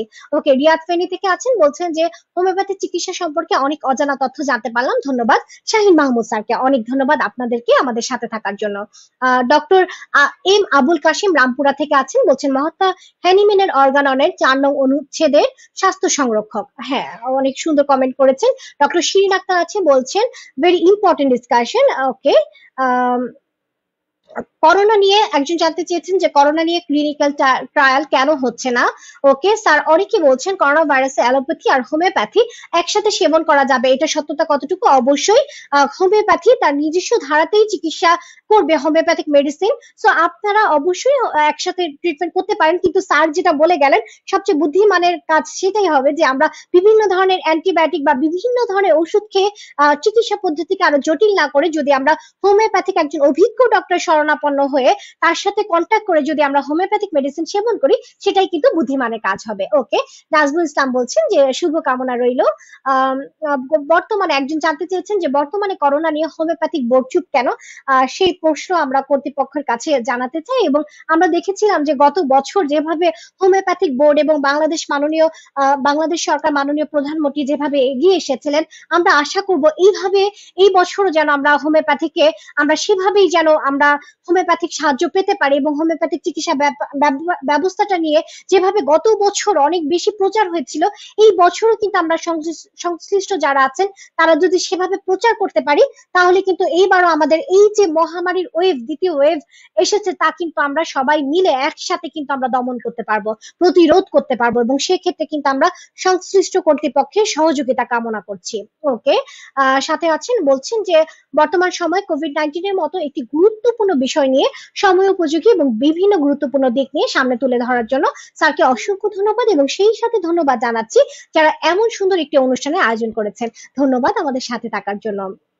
ওকে, স্যারকে অনেক ধন্যবাদ হোমিওপ্যাথি কোভিড-19 চিকিৎসা নিয়ে বিভিন্ন বিষয় সুস্পষ্ট এবং যৌক্তিক আলোচনা করার জন্য। অনেক ধন্যবাদ সাথে থাকার জন্য। করোনায় হোমিওপ্যাথি চিকিৎসা গুরুত্বপূর্ণ ভূমিকা পালন করে আসছে, নিতা সরকার বলছেন শুভকামনা সবাইকে। আর সেই সাথে বাংলাদেশ অনলাইন হোমিওপ্যাথিক ফোরামকে অনেক অনেক ধন্যবাদ এই রকম একটি সুন্দর ও গুরুত্বপূর্ণ আলোচনা করার জন্য। ইসরাত জাহান ইভা বলছেন স্যারকে অনেক অনেক ধন্যবাদ। সাথে আছে ডক্টর মুন কামরুন্নাহার, বলছেন ডক্টর শাহিন মাহমুদ স্যারকে অসংখ্য ধন্যবাদ মূল্যবান তথ্য উপস্থাপন করার জন্য। অনেক অনেক ধন্যবাদ আপনাকে। বলছেন যে স্যার বাংলাদেশ হোমিওপ্যাথিক বোর্ডের চেয়ারম্যান শুনলাম করোনা ভাইরাসের টিকা নিয়েছেন, তাই সেক্ষেত্রে হোমিওপ্যাথির ওপর কেন কি আস্থা কমে যাবে কিনা? না, অবশ্যই না। যেহেতু সরকার কর্তৃক নির্দেশনা এসেছে টিকা নেওয়ার জন্য, এবং আমরা বাংলাদেশে যেহেতু বসবাস করি, বাংলাদেশের আইন মানাই কিন্তু একজন সুনাগরিকের সবচেয়ে বড় কর্তব্য। সেক্ষেত্রে আপনি টিকা নিবেন কি নিবেন না তা কিন্তু নির্ভর করছে আপনার একান্ত ইচ্ছার উপর। তো সেই ক্ষেত্রে যে হোমিওপ্যাথির উপর আস্থা কমে যাবে বা টিকা নিলে হোমিওপ্যাথি গ্রহণ করা যাবে না, এমন কোনো কথা কিন্তু একেবারেই নেই। ওকে, ধন্যবাদ আপনাকে মূল্যবান এত সুন্দর কমেন্ট করার জন্য। শিফাত হোমিও হল বরাবরের মতো আছেন, বলছে ধন্যবাদ। ইসরাত জাহান ইভা বলছেন করোনার চিকিৎসায় করোনায় হোমিওপ্যাথিক চিকিৎসা গুরুত্বপূর্ণ ভূমিকা রাখবে যদি এটা দ্বারা সরকার রোগীকে চিকিৎসা দিতে পারে। অনেক ধন্যবাদ এত সুন্দর একটি কমেন্ট করার জন্য। আমাদের সাথে আছেন কায়েম উদ্দিন, বলছেন চমৎকার আলোচনা। অনেক ধন্যবাদ কায়েম ভাই, আমাদের এই অনুষ্ঠানটি আপনি এত ব্যস্ততার মধ্যে থেকেও দেখছেন, অনেক ধন্যবাদ আপনাকে। হোমিওপ্যাথি তার সূচনা লগ্ন থেকে বিগত মহামারীগুলোতে যে সফলতার স্বাক্ষর রেখেছে, যার অসংখ্য প্রমাণ রয়েছে, তারপরও কেন হোমিওপ্যাথি এই ক্ষেত্রে যথাযোগ্য সুযোগ সুবিধা প্রদান করা হচ্ছে না?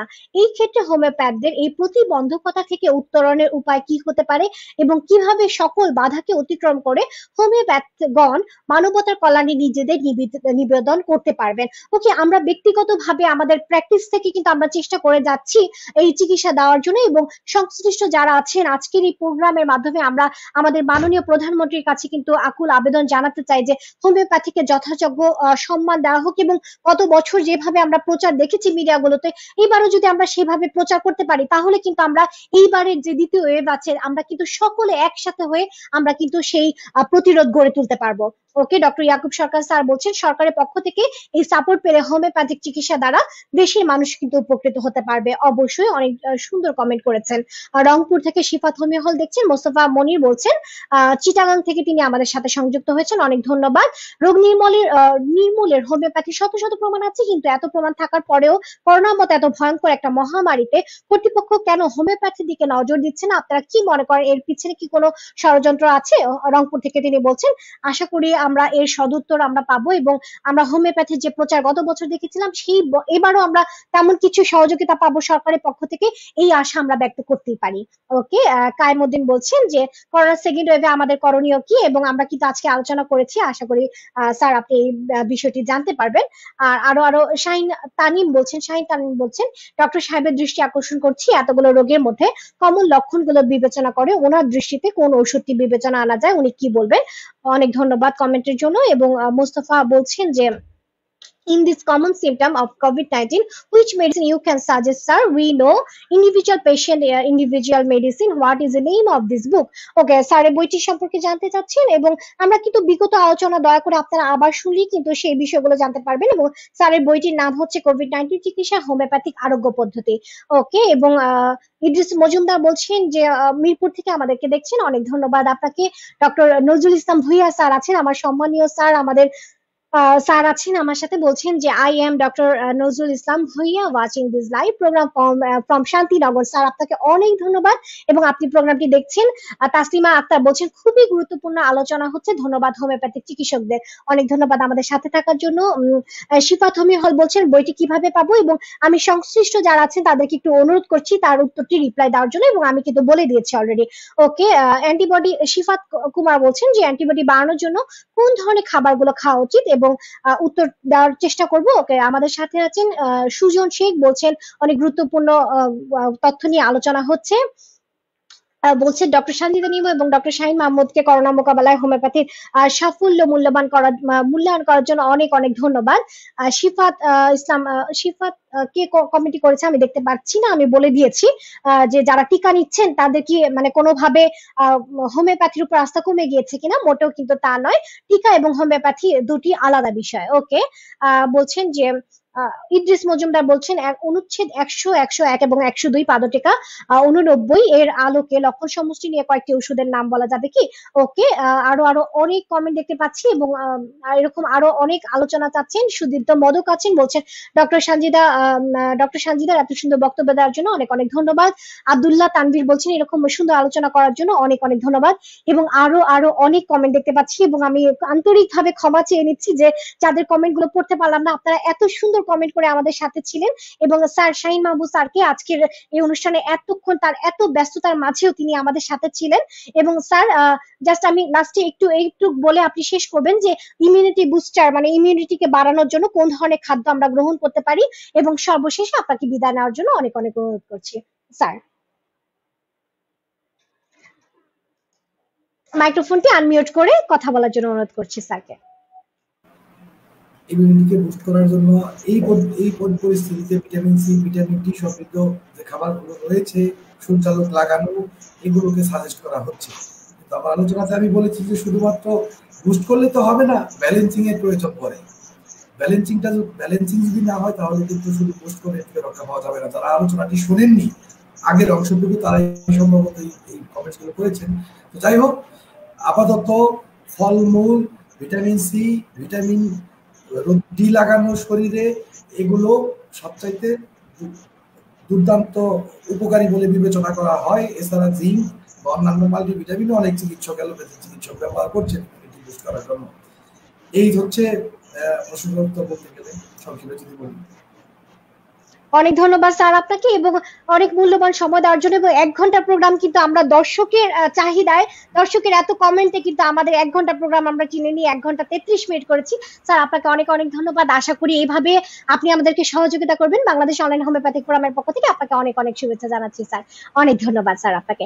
ওকে, স্যারকে আজকে বিদায় দিলাম, এবং অনেক ধন্যবাদ স্যার আপনাকে। ওকে, স্যারকে কিন্তু শুভেচ্ছা যারা আমার সাথে আছে। ওকে, স্যারকে বিদায় জানাচ্ছি এবং দেখতে দেখতে সময় কিন্তু একদম শেষ প্রান্তে, আমরা 1 ঘন্টা 33 মিনিট, এবং আপনাদের সকলকে অনুরোধ করবো যে পরবর্তী শনিবার আমরা কিন্তু এমনই কোনো গুরুত্বপূর্ণ টপিক নিয়ে আপনাদের মাঝে হাজির হব। এবং যারা বাংলাদেশ অনলাইন হোমিওপ্যাথিক ফোরামের আজকের আয়োজনটি যারা শুরু থেকে দেখতে পাচ্ছেন না, তারা কিন্তু পরবর্তী যে কোনো সময় আপনারা কিন্তু এই অনুষ্ঠানটি দেখে নিতে পারবেন, এবং ইউটিউবে কিন্তু আমাদের এই অনুষ্ঠানগুলো দেওয়া হয়ে থাকে। এবং আপনাদেরকে আবার জানিয়ে দিই যে আজকের এই অনুষ্ঠানটি কিন্তু সৌজন্যে উই কেয়ার অনলাইন স্টোর, এবং উই কেয়ার অনলাইন স্টোরে কিন্তু আপনারা একদম খুব ভালো মানের মাস্ক এবং সুরক্ষা সামগ্রী, হ্যান্ড স্যানিটাইজার, তারপর হচ্ছে হেক্সিসল সহকারে মাস্ক, গ্লাভস, বিভিন্ন যে বিষয়গুলো আছে স্বাস্থ্য সুরক্ষার জন্য, সেই সকল বিষয়গুলো কিন্তু আপনারা পাবেন উই কেয়ার অনলাইন স্টোরে। এবং আমাদের উই কেয়ার অনলাইন স্টোরকে অনেক অনেক ধন্যবাদ এত সুন্দর একটি প্রোগ্রামে আমাদেরকে সহযোগিতা করার জন্য।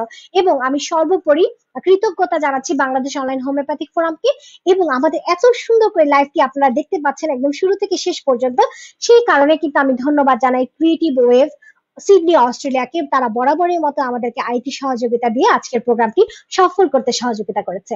অনেক ধন্যবাদ। মাহি রমজানে এত সুন্দরভাবে আপনারা যারা শুরু থেকে শেষ পর্যন্ত আমাদের প্রোগ্রামটি দেখলেন, আপনাদের কাছে অনেক অনেক কৃতজ্ঞতা জানাচ্ছি। আপনারা হোমিওপ্যাথির সাথেই থাকুন, শুদ্ধ হোমিওপ্যাথির সাথে থাকুন, এই বলে আমি আজকের মতো বিদায় নিচ্ছি। ডক্টর সানজিদা ইয়াসমিন, ধন্যবাদ সকলকে।